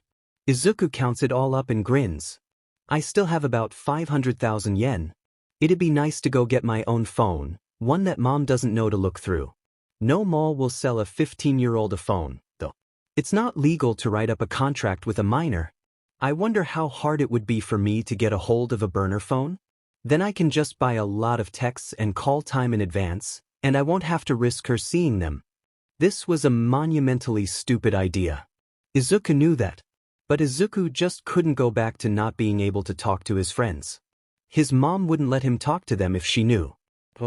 Hopefully Shigaraki has already started spreading word about me to the underground. Only criminals would be willing to sell a minor a burner phone. Izuku grabs 50,000 yen. He then gets dressed in one his favorite long-sleeved shirts, one that has the kanji for hoodie on it, and a pair of sweatpants. He grabs his drawstring bag, one that he bought for runs and for the fact that the bag is difficult to steal from, and puts all of his stuff inside of it. Izuku slips his taser into his pocket, suddenly glad that he felt too paranoid to leave school without it. He steps out of his room. Hey mom, I'm gonna go out on a run, alright? I'll probably stop at a few places while I'm out. Do you need me to get anything? Inko pops her head out of the living room. Are you sure, sweetie? That awful attack was only yesterday, after all. I'm sure, Mum. None of the villains really saw me, so I should be safe. I just need to get rid of all of this restless energy. He said. Like a liar. Could you get some more soy sauce on your way back? Inko pauses for a moment before she looks to Izuku. Her lips are pulled in a small frown and her eyes are fearful and sad. You understand how dangerous this is for you now, right? You can't still be planning to be a hero. Izuku honestly feels bad about how much he makes her worry. He hates how guilty he feels existing around her, but he still loves her. He doesn't want his mom to be sad. I knew how dangerous it would be from the start, but it's not any more dangerous for me in particular than it is for anyone else. None of the kids got hurt. We're all fine, Mom. I'm fine. The sports festival should be coming up soon, so you should be able to see that I can protect myself then. I'll pick up the soy sauce, and I'll make sure that I'm back before we need to start dinner. Izuku waves farewell and steps outside the door, closing it gently behind him. He never sees his mother's dark expression. Izuku slips into his favorite internet cafe, pays 500 yen for an hour of internet access, and clicks onto one of his favorite underground forums in an incognito tab. Izuku has had an account on this website for years, but he doesn't want to risk using his normal account. He sets up a new, temporary, account under the name of its_Kairu, and he begins his hunt for a burner phone that will suit his purposes. It takes him a while to find anything suitable, Most burners only work within specific area codes and most sellers weren't selling minutes or call time in bulk, but he found what he wanted in a post by H__. His previous customers all seemed to speak well of his sales, so Izuku wasn't going to find anyone much more trustworthy. This is perfect. The phones works throughout the whole country, they're willing to sell unlimited minutes and call time, and the burner even looks like a normal smartphone. I can just put a case on it, and no one would think twice about me using it. It's definitely more expensive than the standard ones, but I knew that I'd have to spend a lot of money for this. I'll send them a message. Hey, I saw your post about the burner phones. Do you have any stock left? _yen_yen_yen. The phones are yen, I don't negotiate prices. That's not a problem. How much more will it cost to get the unlimited calls and minutes? _yen_yen_yen. It'll run you another yen it's_. I can do that. When's the soonest that you can meet up? _yen_yen_yen. Can you meet me in the Kamino Ward Station in Yokohama in an hour? I'll see you there. Izuku quickly got up, heading out from the cafe early. The train station was only a couple of minutes away from here, and thankfully it only takes 40 minutes by train to get to Kamino, but he needed to be quick if he wanted to catch the next train. He shoots his mom a quick text, telling her that his phone was low on battery and that he'd be putting it on airplane mode to preserve power. She'd yell at him for it later, but he couldn't have her watching his location and asking why he went all the way to Yokohama. An hour later, Izuku is sitting on a bench in the Kamino train station. He has earbuds in, but he's not actually playing any music from his phone. His right hand stays in his pocket, clutching his taser without making it obvious that he has one on him. Izuku's eyes are firmly caught on a smoking, gray-haired man who is wearing a purple suit and slowly making his way toward the bench that Izuku's sitting on. The guy leans against the wall next to Izuku. So, you're that kid that Shigaraki is so interested in, huh? You don't look like much to me. It's not very smart of you to meet with someone like this, especially without anything to protect yourself. So Shigaraki is spreading word around. I can't imagine that it's gotten too far, yet, so this guy must be closely connected to the League. Izuku just smirks, looking the man in the eye. He speaks lowly, so as to make sure that those around him couldn't hear. Bold of you to assume that I came unarmed. Izuku pulls his right hand out of his pocket, ever so slightly. His taser peeks out just a tad, but he's clearly ready to use it if needed. The man whistles. Alright, maybe you're not as bad as I assumed. Now, I only really agreed to come because I saw your screen name and got curious, but you do have the cash, right? Izuku nods. As long as you've got what I need. I do. What do you need a phone like this for anyway, kid? Izuku grimaces. Does it really matter so long as I pay? The guy chuckles. No, it doesn't. I was just curious. He pulls out the burner phone, holding it in Izuku's direction. I can respect your decision to just do business and go. The phone's already set up for you. Izuku shifts his drawstring bag in front of him, reaching in and counting out 41,000 yen. He discreetly exchanges the money for the phone, relieved to have his backup plan in hand. The man starts talking in a low voice. Well, I'm gonna ask if I can use my quirk on you, kid. It'll make the past 5 minutes really vague for you, so we'll both be protected. You won't risk being suspected of colluding with villains, and I won't risk being sold out to heroes. It'll make the next 5 minutes kind of fuzzy too, though. Izuku knows better than to think that this guy wouldn't do it anyway, but it is a good deal. They're in public, so Izuku is relatively safe, and it's not like he'll completely forget everything. He nods. The man smiles, cigarette dangling a bit from his mouth. It was nice doing business with you, Dikairu. I'd say that you can call me Jiren, but you won't remember that name. Jiren lightly taps Izuku's forehead, playing it off as the affectionate flick of a family member, and walks off. Izuku pulls up his newly created underground account on his new phone, and he deletes it right away. He doesn't remember exactly why it's so important for him to completely cover his tracks, but Izuku does know that he doesn't want the heroes finding out about this. 5 minutes later, Izuku starts to feel much better. He catches the next train back to Mizudafu, adding his classmates and both of his teachers' phone numbers to his phone. He spends a lot of the train ride texting out the information that Aizawa asked him to, but then he realizes that he should probably text Aizawa his new number too. Hey, Aizawa-sensei. This is Izuku. I was getting a new phone today, so I texted everyone from this number. Aizawa-sensei. I'll update your file, problem child. Thanks for informing me. Izuku actually listens to music for the rest of the train ride, and he's relieved to be back in Mizudafu. He heads to the general store near their apartment, and once he gets there, he takes his original phone out of airplane mode. He cringes when he sees his notifications. Geez. 11 text messages and 17 missed calls? I better do damage control quick. Izuku calls Inko back. Midoriya Izuku. You can't just do that. You worried me half to death. He flinches, suddenly very glad that he left his earbuds in. I'm sorry, Mom. I promise that I didn't go far. I just went to buy and charge a power bank so that I could recharge my phone. It wasn't a very good excuse, but it would be easy for Izuku to buy a power bank and cover his tracks a bit. His mom sighs so loudly that he can hear her over the phone. Just don't do it again, okay, sweetie? Now that you have a power bank, you need to keep it always charged and on you. Nothing like this can happen again. This time, his mom actually had a reason to have been kind of freaked out. She couldn't know for sure that he would be able to contact her if he needed to, but something about the fact that she needed to be able to see where he was at all times still made him feel uneasy. I promise.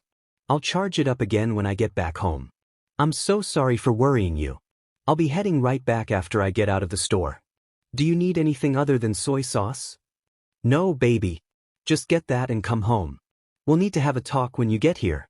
Love you. See you soon. Before he can even respond, she hangs up on him. If Izuku takes longer than strictly necessary to buy the soy sauce, a phone case, and a power bank on separate receipts so that his mom won't wonder why he got a new case and then didn't put it on his phone, then no one but him needed to know.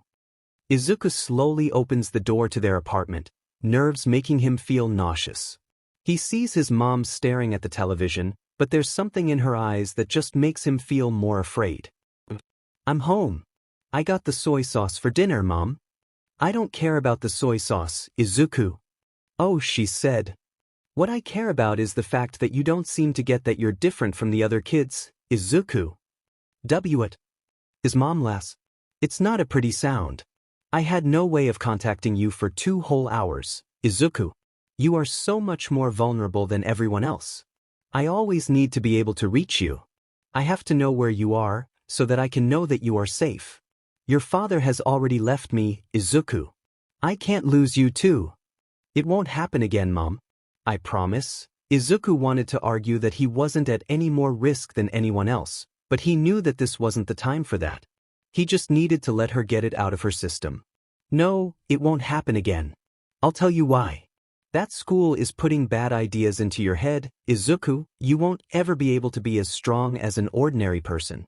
I'm trying to let you learn that lesson on your own, but if you ever do something like this again, I'll take you out of UA completely.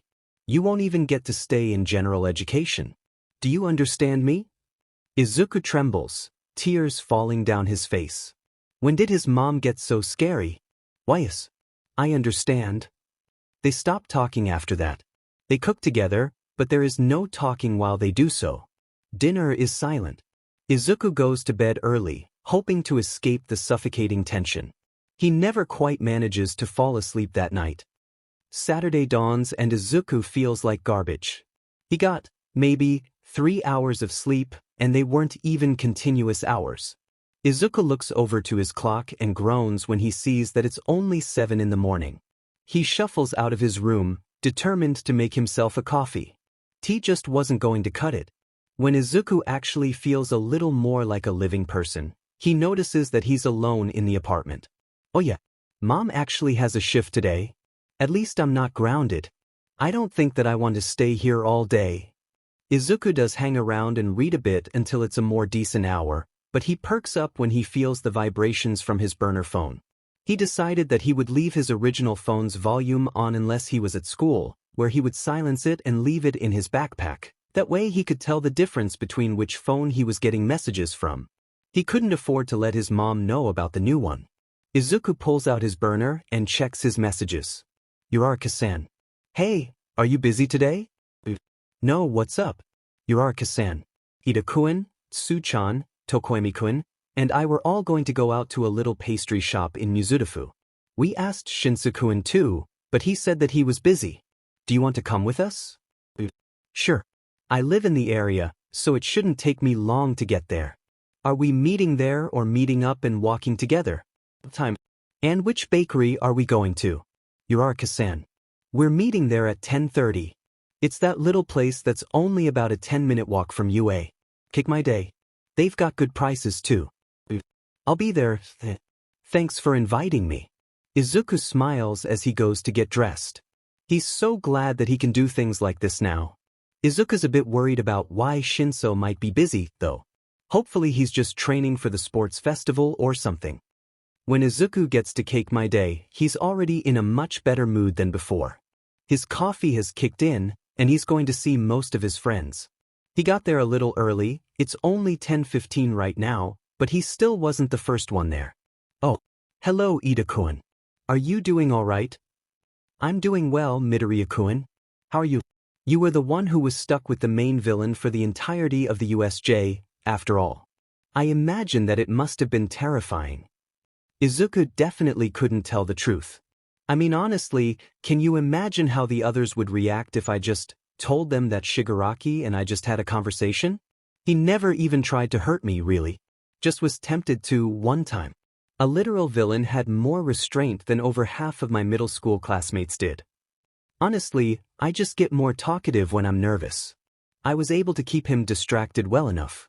It wasn't really scary until after he'd already left. That's when what I just pulled off really registered, I guess. Izuku shakes his head. But enough about that. We're here to relax. I'm gonna go order something. Izuku gets himself a lemon loaf and his second coffee for the morning. By the time that he goes to sit back down, Azui had already shown up too. Hello Azui-san. Just call me Tsuyu, Midoriya-kun. Izuku flushes. Oh right. Sorry Tsuyu-san. It's fine. I'm just more used to hearing my first name. I have a pretty big family. Izuku hums. Ah, that makes sense. It'd get pretty confusing if dash. Izuku is cut off when the bell attached to the bakery's door rings. Hey Midoriya-kun, Ida-kun, Tsu-chan. Uraraka waves a hello, and everyone returns her greetings. Tokoyami winds up arriving a few minutes past their meeting time. My apologies for my tardiness. Dark Shadow was in a most egregious mood this morning. Izuku just giggles. Don't worry Tokoyami-kun. You're fine. The group of 5 makes small talk for a while, simply relieved to be in the presence of other members of their class after the USJ scare. Eventually, they wind up on the topic of why they all decided to become heroes. Izuku is the one who started that conversation. You know, we know that Ida-kun decided to become a hero because of his brother, but what about the rest of you? You don't have to say anything if it's too personal, but I was wondering. Uraraka answers him first. If I'm completely honest, I'm doing it for money. It's not nearly as noble as Ida-kun's reasoning. I know how bad it sounds, but my parents own a construction company that's almost bankrupted. We're dirt poor, but they still work so hard to support me in my dreams. They even told me to go after what I wanted instead of letting me stay to help reduce costs at the company. I want to be able to pay them back, you know? They shouldn't have to struggle so much. Uraraka-san really is a good person. Your reason is plenty noble, Uraraka-san. There's nothing wrong with wanting to provide for yourself, and taking care of your parents is admirable. Izuku nods. Yeah. Besides, there are plenty of jobs that you could have taken for the sake of making money.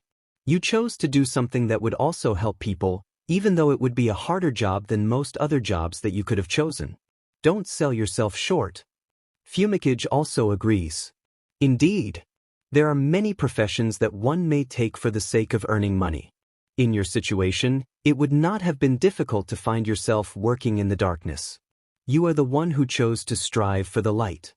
Azui seems to be the most interested in her story. I have similar reasons, Karo. Well, at least in that I chose to become a hero for my family. About 5 years ago, my little brother, Sammy Dare, was caught up in a villain attack. It was terrifying, Caro. My brother got saved by Fat Gum, in the end, but I never wanted to fear for my siblings like that again. I decided that I'd become a hero so that I could keep them safe, and so that I could help reassure other people like Fat Gum did for my family. Uraraka's eyes were wide, and her face was slightly pinker than usual. That's so cute, Tsuchan. It's like you're aiming to be everyone's protective big sister. I'm glad that your brother was okay. Fumikage nods. You learned to shine in a moment of darkness, and that is to be commended. To reassure others who find themselves in the dark is a virtuous goal.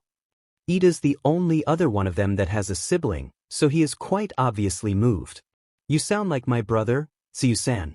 It may just be a quality that older siblings share. Regardless, your motives are quite touching. Izuku smiles at her. She may be relatively new to their friend group, but it was obvious that Azui would fit in well. I can understand taking one of your life's most painful moments and striving to ensure that it doesn't happen again, Tsuyu-san. Azui tilts her head. What do you mean, Midoriya-kun? His smile is slightly shakier this time.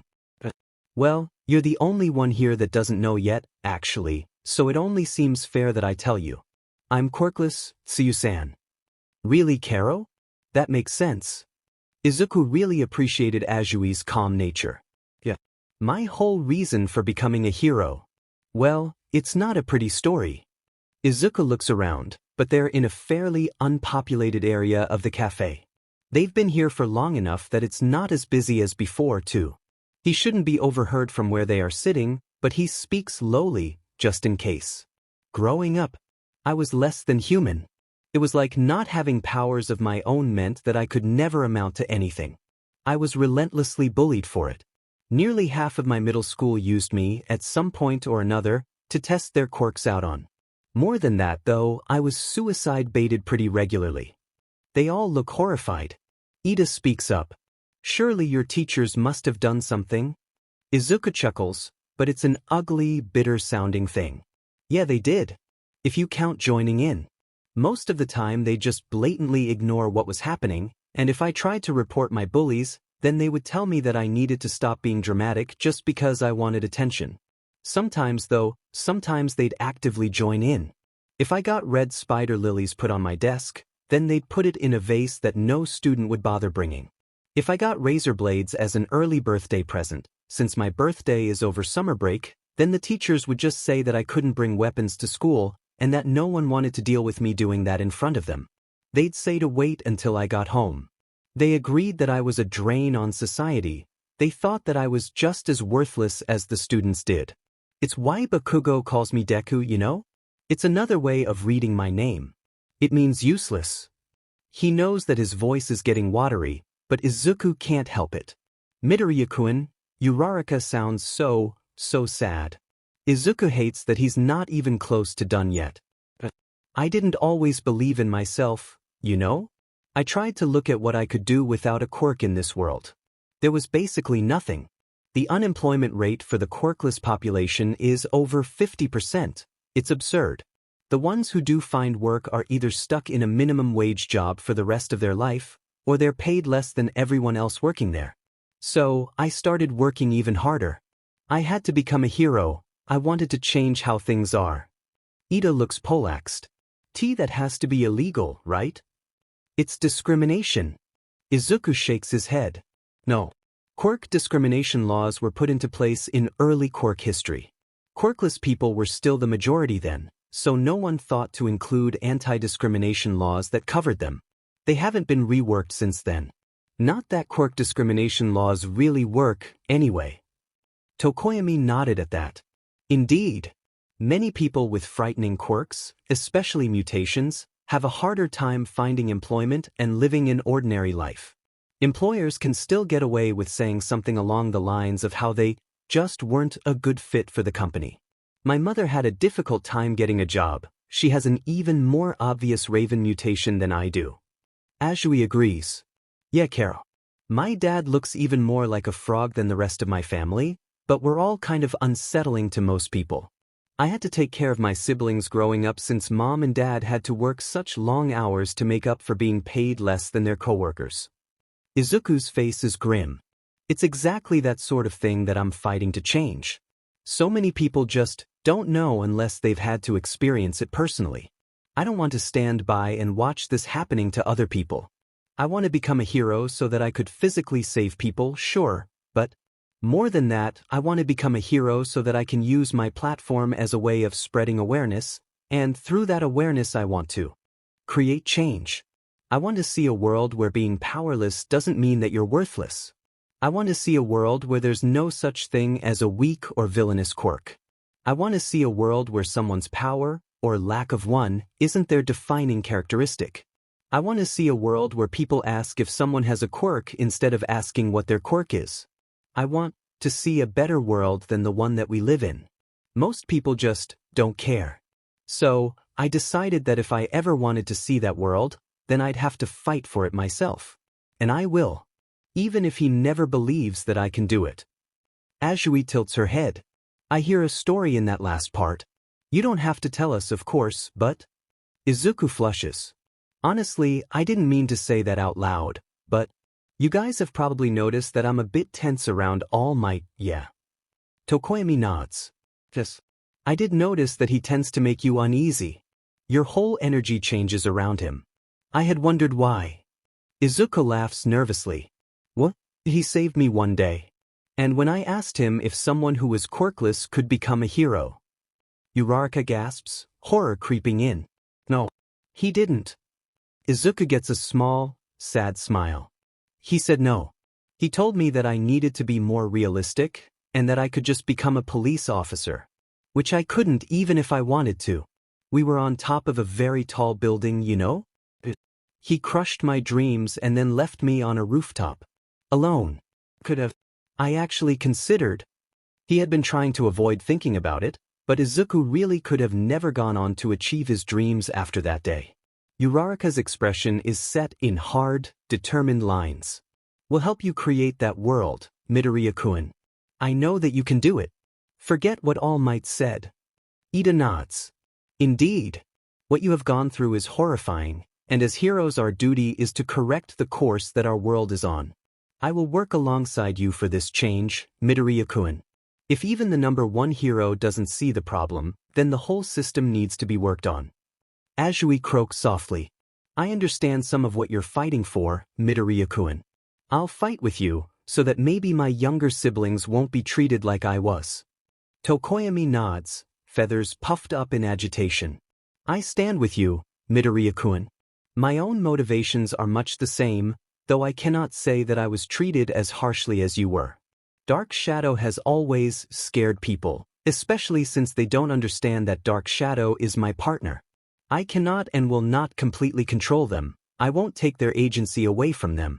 I've been told that I have a villainous quirk many times, and I always wanted to show other beings of the darkness that they can become a beacon of light. I wanted to inspire others who have quirks like mine. A world where they wouldn't ever have to worry about being called villainous in the first place? Well, that's just something even worthier of fighting for. 5 UA students wind up leaving that bakery with an even firmer resolve in their chosen paths. They do not notice the awestruck expression of a blonde girl who was near their age. Her yellow, piercing eyes follow them as they leave, and she finds herself very glad that she heard the tail end of that conversation. Sunday morning comes, and when he wakes up, Izuku nearly has a heart attack. He had gotten a text on his burner phone 20 minutes ago. Shuji-kun. I wanted to talk to you in person if you're available. It's about the USJ. I was trying to make sure that our classmates were still in the building and... Izuku can't breathe. Oh shit. This is not good at all. How much did he hear? He texts him back immediately. Yeah, we can talk. Where do you want to meet up? Shuji-kun. Would Ueno Park work for you? It's in the Ueno district of Taito. Yeah, that's fine. It'd take me about 20 minutes to get there. Since I live in Mizudafu. Time. Shuji-kun. Is 1:30 a.m. good time? Yeah. I'll see you then. Even if it wasn't, Izuku would have made it a good time to meet. He couldn't afford to put this off. He had no way of knowing that Shuji hadn't already told someone else, even if he didn't seem like the type to do that, and he didn't know how incriminating what Shuji heard him say was. Izuku's morning passes at an agonizingly slow pace, though that is likely due to how anxious he was. He manages to do some cleaning and reads a little to pass the time, but Izuku still decides to leave the apartment early. He'd rather wait at Ueno Park. "Mom, I'm heading out. I'm just going to a park for some fresh air." "That's fine, sweetie. You have your power bank, right? Have you eaten lunch yet? What park are you going to?" "I do have it. I'm going to pick up some onigiri on the way. I figured that I could eat there. I'm going to Ueno Park. I want to see the cherry blossoms before they go out of bloom." "Okay, have fun, sweetheart. Here's some money for your lunch. Mommy might not be home when you get back. I'm going to go do some interviews today." Izuku nods and takes the 2,000 yen note from Inko. "Thank you, Mom. I love you." Izuku leaves his house at 12:30, terrified that one overheard conversation could ruin everything that he's been working toward. When the meeting time rolls around, Izuku had already been at Ueno Park for the past half hour. He'd long since eaten, and he'd mostly just been jogging back and forth in front of the lake. He takes his burner phone out and sends Shuji another text. "Are you here? I'm on the east side of the Lake Arn. Shuji-kun. I just got here. I'll be over there in just a second."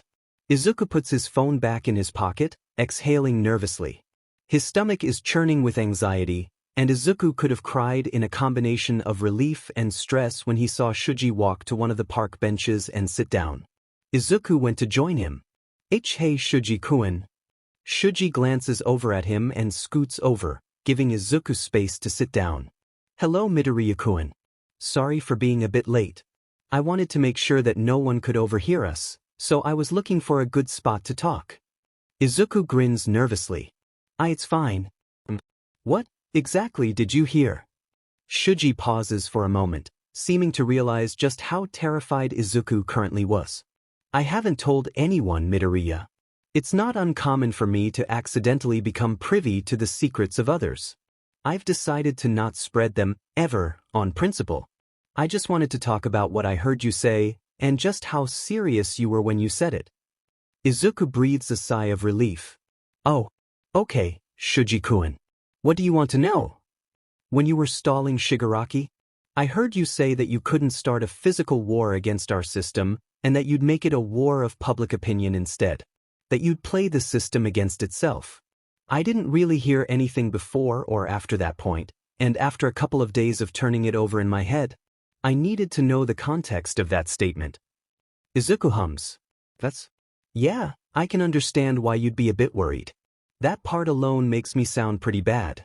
I had assumed that Shigaraki and his group were there to cause a stir in our society, since he proclaimed it as an attack against the symbol of peace.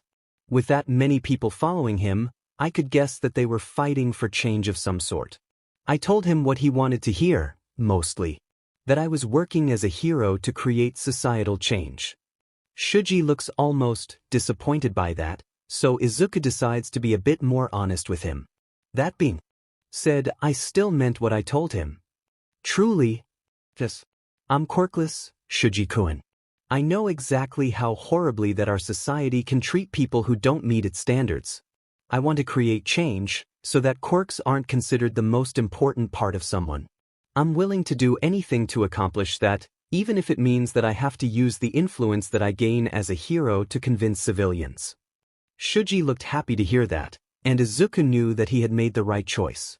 Much like when he told Jairu, alongside Hagakure and Yaoyorozu, Izuku knew that it probably would have been a matter of time before Shuji heard that he was quirkless. He wouldn't have been told directly, but he might have overheard and assumed that the others just knew. I'm glad to hear that. I've always been called a villain for my appearance. It's part of why I always wear a mask. I decided to become a hero to encourage others who are like me. I'll support you in your goals, but maybe try to avoid inspiring villain leaders in the future. Izuku giggles. I'll certainly try. That being said, I also want to try to prevent people from feeling like they have to become villains in the first place. I can't agree with Shigaraki attacking the USJ, but with some redirecting. His goals may be helpful if I can convince him to avoid collateral. Well, hopefully we won't have to see him again anyway. I'm assuming that the others don't know that you're quirkless? They did ask you about your quirk on the bus. Izuku shakes his head. Nope. At least, not all of the class knows. I told Tsuyu-san yesterday, and I had already told Uraraka-san, Hagakure-san, Jiru-san, Yaoyorozu-san, Ida-kun, Shinso-kun, and Tokoyami-kun. So with you, and Bakugo who grew up with me, that's half of the class. The rest of them? They'll find out at the sports festival. I have a plan for that. The two talk for a while, moving on to much lighter topics, and Izuku goes home feeling like he's made another friend. He's just glad that Shuji wanted things to change just as much as he did. Izuku is going to need to be more careful about how freely he speaks in the future. He can't ever be sure just who all is listening in. On Monday morning, well before the students have started to arrive, Toshinori sits in front of Principal Nedu. He's in Nezu's office and despite his height, Toshinori feels small. You understand why we need to have this conversation, right Toshinori? Why yes, Principal. I need you to prove to me that I haven't made a mistake in hiring you, understand? Nothing like what happened between you and Midoriya can happen again. The only reason that I'm not doing more is because it happened before I hired you. Toshinori shuffles awkwardly. It won't happen again. I swear. I didn't even really think about. I should have a. It's no excuse. I'm so sorry. Nezu sighs. I'm not the one that you should apologize to, and you know that. Apologize to Midoriya, soon. After that, try not to do anything else that will give him reason to distrust you. Give him time. Toshinori would say that he had apologized for what happened back then, but that obviously hadn't gone very well. And he hadn't understood just how seriously he had misstepped either. I'll just apologize.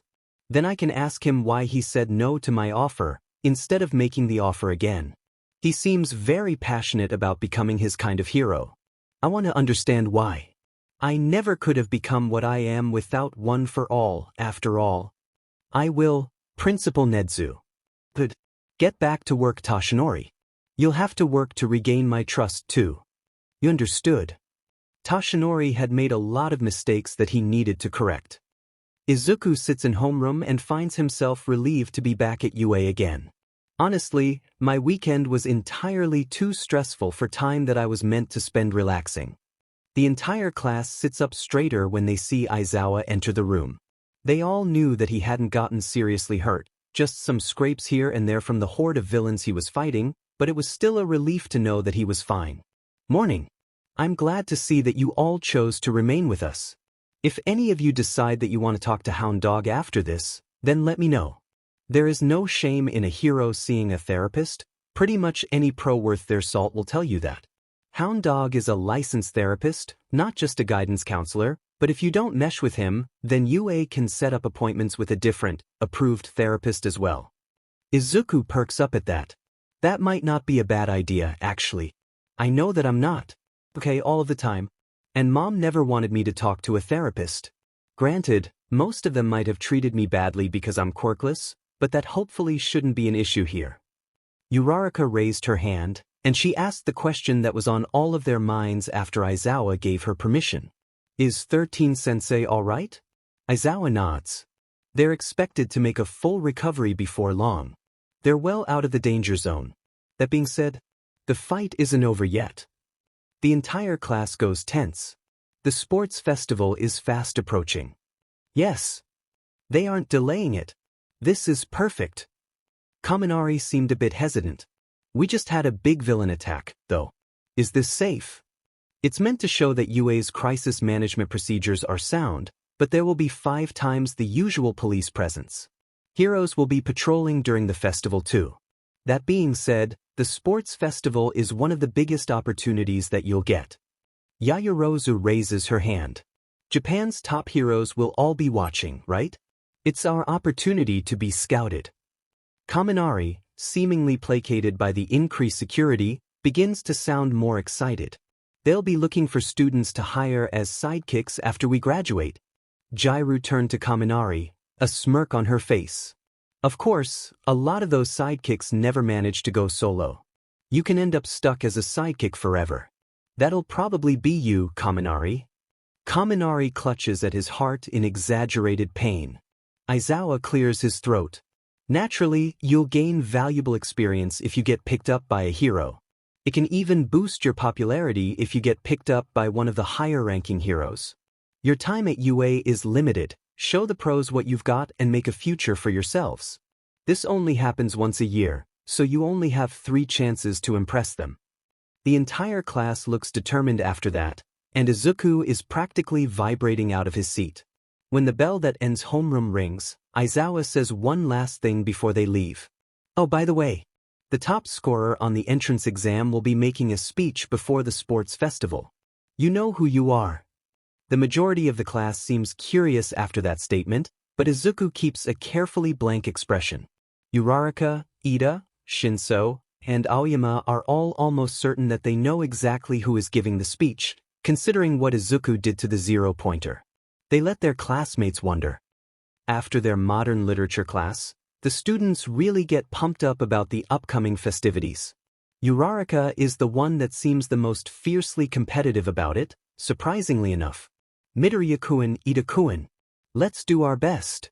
Her face right now reminds Izuku of the one that she made after he told her about All Might. Ashido seems surprised by her expression. You're not looking like yourself, Uraraka-chan. Is this her determined face? She can be pretty fierce when she wants to be. I'm gonna crush this, everyone. Izuku and his friend group all start walking toward the cafeteria. Suddenly, All Might comes out from around the corner. Everyone that was at the bakery tenses, though Ida and Azui were better at hiding it, and Shinso goes tense when he notices the reactions of those around him. Young Midoriya, would you mind eating lunch with me? Uraraka bristles. He doesn't have to do anything with you. All Might initially looks surprised at her aggression, but then he starts to look sheepish. Ah, I see. I promise you, young Uraraka, that I actually wanted to apologize to him. You can say no, though, young Midoriya. Izuku tilts his head and hums. He seems to be genuine. It doesn't hurt to hear him out, I guess. Fine. You guys go eat lunch. I'll either see you toward the end of it or in the next class. There was some grumbling from Uraraka and Dark Shadow, who had come out when Tokoyami got so tense, but they do leave. Alright, All Might. Let's talk. There is an awkward silence as the two of them walk together, and All Might deflates once they both get to the staff break room. They both sit down on couches opposite of one another. Izuku sighs. What did you want to talk about, Yagi-san? Yagi fidgets a bit, and Izuku is caught out by just how uncomfortable he looks. I wanted to really apologize to you, young Midoriya. I should have considered the kind of impact that my words could have on you. It's fine. I've proved you wrong anyway, right? I do want to ask though. Do not ask me that question again. Why did you say no to receiving One for All? I won't force you, but I just don't get it. Something about this has been bothering Izuku for a long time, and then it hits him. You said that One for All is passed down from user to user, right? Why? Suddenly, everything makes a sad sort of sense to Izuku. You were Quirkless before you got One for All, weren't you? Yagi-san coughs blood. Why's? How did you dash? It was the way that you talked. Like you just couldn't comprehend not wanting some sort of power, and that's more akin to the mindset of those who are Quirkless than anyone else. Most people can't imagine being without a power, but you spoke with a tone that suggested you had experience with the suffering caused by it. I do. Everyone always laughed when I said that I wanted to be a hero. The idea of a Quirkless hero was completely unfathomable. I just couldn't have done it without being given this quirk. I genuinely planned to go into the police force before it was given to me. Izuku gives Yagi a sad smile. But you could have done it without a quirk. It may not have been quite the same, but I'm standing here, aren't I? Yagi's eyes look suspiciously wet. Izuku continues. You want to know why I'm so determined to be a quirkless hero, right? I'll explain it to you. Discrimination against the quirkless has only gotten worse with every generation, Yagi-san. The unemployment rate of the generation before me has over half of the quirkless people in Japan without any form of income. I couldn't work in any field outside of the really basic stuff, Yagi-san. The police force won't hire Quirkless people, most colleges won't accept Quirkless applicants, and even businesses can legally refuse Quirkless customers. And it's only getting worse. I had no idea. I should have paid more attention. You should have, but you got swept up in the realized dream of finally having a quirk. You wanted to forget everything that you had to go through to get there. You just wanted to focus on the future that you could now create. I'm becoming a hero to spark change, Yagi-san. I won't remain silent on issues that people with power are content to ignore. I have to create that change as I am. Accepting your power would undo my efforts, not strengthen them. I understand, young Midoriya. I am sorry for being so pushy before. I won't say that it was okay, because you're very much in a position of power and pressuring a kid isn't a good look, but I'm glad that you understand what you did wrong now. It's my turn now, Yagi-san. I'll do this for all of the quirkless people who have ever been told that they couldn't achieve anything. I'll be Dikairu, the hero who gives everyone hope. I look forward to seeing it, young Midoriya. If a hero like you had existed when I was younger. Izuku stands up, heading toward the door. And for what it's worth, Yagi-san, I think that you could have been an amazing hero, even without one for all. Your worth isn't defined by your quirk. Please remember that. As Izuku leaves to rejoin his friends, he pretends that he doesn't hear the sobbing coming from the staff break room. Izuku does manage to eat lunch, quickly, and talk to his friends for a short while. Uraraka still looked pretty peeved. What did he want, anyway? Izuku's smile is sad.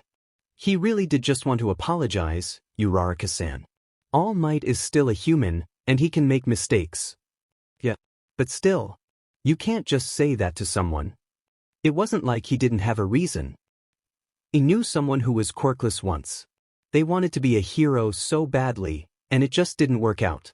It wound up breaking something inside of them, and I think that he was afraid of watching the same thing happen to me. Uraraka calms down a bit at that, and the rest of his friends seem contemplative. So, you tell everyone about your beef with All Might when I'm not around, huh? Izuku flushes. You know that I don't mean anything by it, Shinso. You just weren't there. And so Izuku explains it to him, but he also explains, to all of them, exactly why he has forgiven him for it. Or, well, an edited version. He can't go around blabbing about one for all.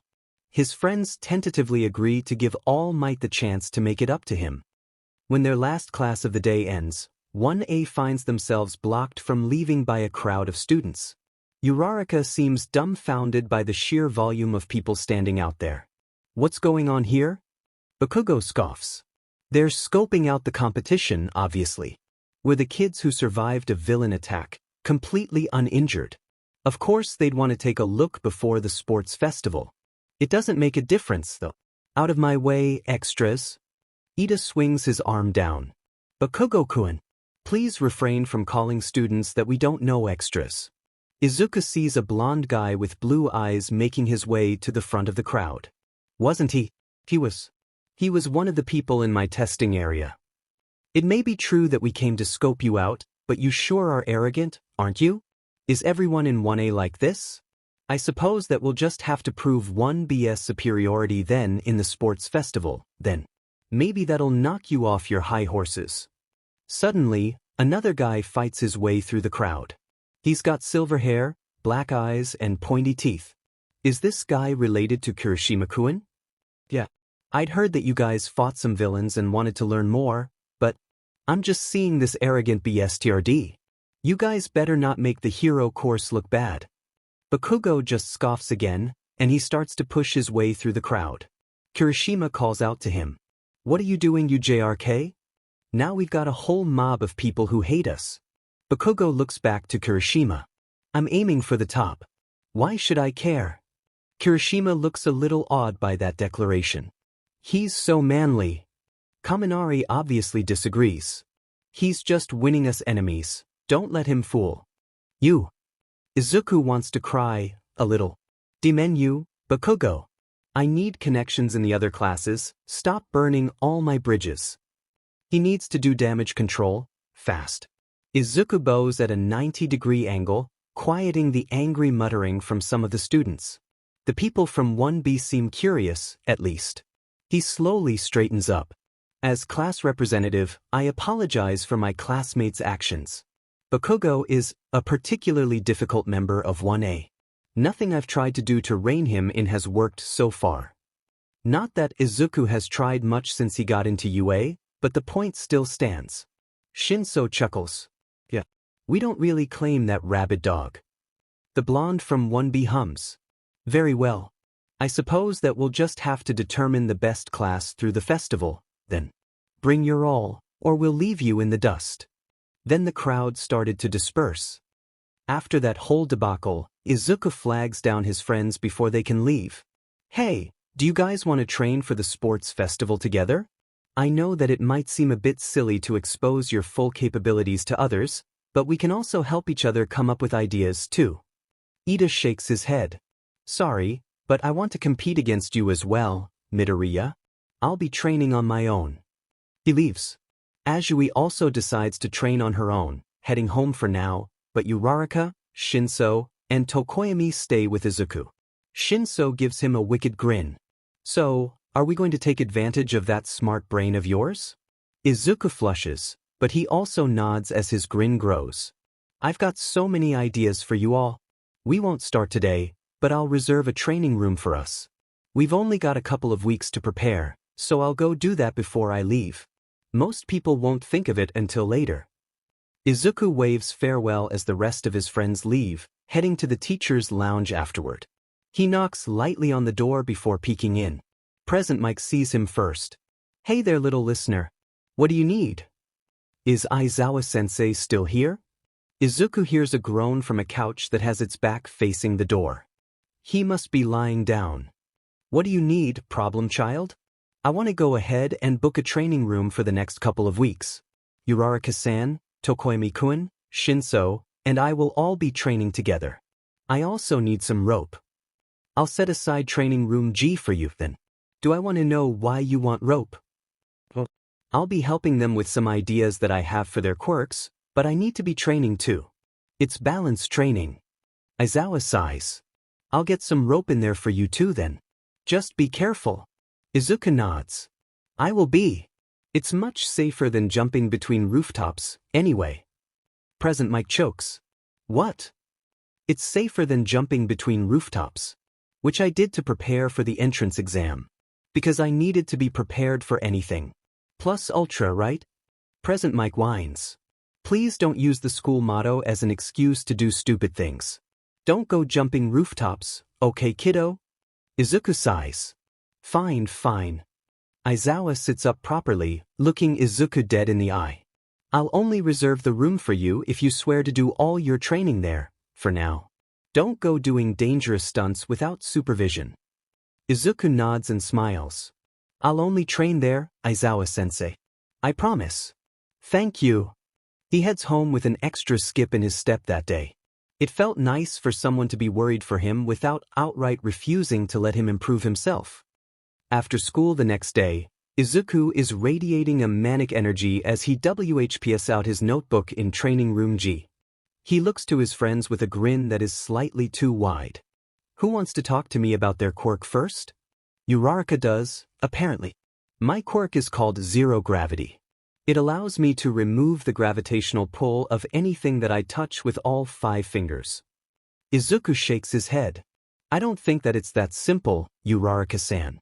A lot of people don't realize how much sense quirks make when you really dig into them. Huh.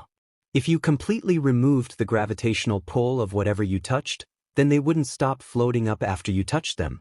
During the entrance exam, I saw that you had several robots floating at the same level, and they weren't going up to space while you touched more. You dropped several robots all at once. I think that your quirk actually lets you manipulate the gravitational pull of anything that you touch. You can totally negate it and reverse it as you showed by helping me and during your own ball toss, but if it works one way, then it should work the other way as well.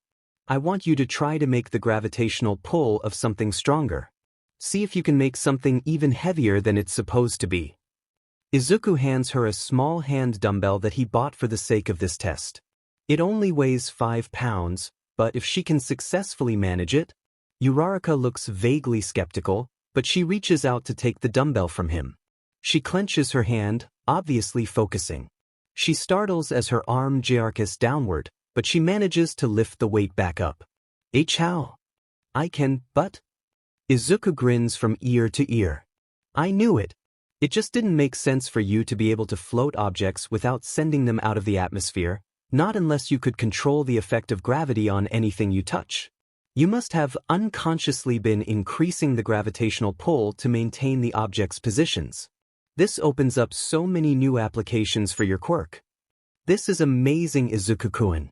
I can't believe that I never realized. Oh, there's so much that I can do with this. Uraraka's face is set into grim determination. She was obviously ready to go plus ultra. She freezes for a moment as what she said caught up to her. Oh, I'm sorry, Midoriya-kun. I was just really excited and... Izuku grinned. You can call me Izuku if you want to. I think that we're good enough friends for that. Uraraka beams at him. You'll have to call me Ochako then. Shinso and Tokoyami look at each other, nervously, suddenly concerned that their entire worldview was about to shift on its axis. As Uraraka goes off to train, Izuku heads over to them. He's literally vibrating with anticipation. Shinso and Tokoyami look a little afraid. Shinso, I've got a lot of things that I want to test with your quirk, but we've got a fairly good idea of how it works. Would you mind if I test a theory with Tokoyami-kun first? Shinso shakes his head. No, go ahead. Izuku turns to Tokoyami. Okay, so one of my questions is more important than the other. Were you born with dark shadow, or did they show up later? I was born a creature of the darkness, yes. Would you mind letting me talk to Dark Shadow about something? Dark Shadow comes out, answering that question. What do you need, Midoriya? How good is your memory? I can remember pretty much anything if I think back on it. Why? Izuku nods. I thought that they might. They don't have the physical brain that might allow them to forget their experiences. Their sentience is very unique. I think that Tokoyami-kun actually has a touch-based mental quirk. Can you remember if he understood you when he was younger? Not when you were talking out loud, of course, but if he could communicate with you telepathically back then. Dark Shadow ponders that question for a minute. He couldn't, actually. We couldn't communicate that way until after he was 4. I just assumed that he was getting better control. Tokoyami's eyes go a little wide. What are you thinking, Midoriya-kun? Izuku nods. You're a chimera. Chimeras are someone who has more than one quirk factor, and they normally only come about when a twin was absorbed in the womb.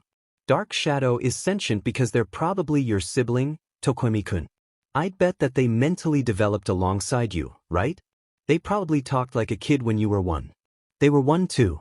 Chimerism doesn't often manifest in this way, but it does from time to time. Dark Shadow is the one with the shadow manipulation quirk. Their quirk just made it possible for them to manifest themselves outside of your body, so long as they remain attached to you. Your quirk is the reason that the two of you can communicate silently. It's just that you assumed that it would only work on Dark Shadow, and mental quirks require some sort of mental trigger to work, even when they require something like physical contact. I'd ask your parents if they were meant to have twins when you get home. If you don't think that they'd be upset about it anyway. Of course, you can also test it by touching me and trying to see if you can activate your telepathy on someone that isn't Dark Shadow. Both Tokoyami and Dark Shadow look a little thunderstruck at that information, but Tokoyami slowly walks toward Izuku and puts his hand on Izuku's arm. He squints his eyes a little. Suddenly, Izuku feels something. Is this actually working? That almost felt like making a connection with Dark Shadow. It is working, Tokoyami-kun. Oh, this is so useful. And it's such good information to have too. Now everything that you can do makes so much more sense. Do you make changing the way others that understand the world a habit, Midoriya-kun? Most people just don't think beyond the obvious capabilities of their quirk. Since I never had one, I wanted to learn how to really understand them. I just did a lot of research growing up, and then I kept doing it. There are so many papers on quirks that expand on previously assumed capabilities and how they limit their users. It's just like this and Ochako-san's quirk. Most people just assume that those papers study the exception rather than, generally, the rule. I see.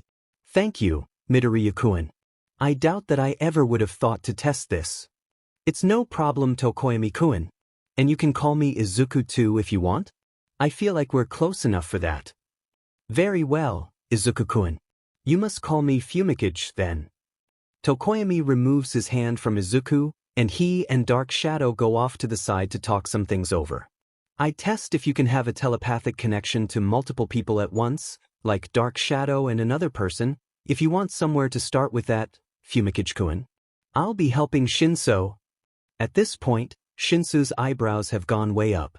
Have any world-shattering tests for me, Midoriya? Izuku hums. I do have an idea that I want to test, and it should help you learn some of the limits of your quirk, so? Maybe?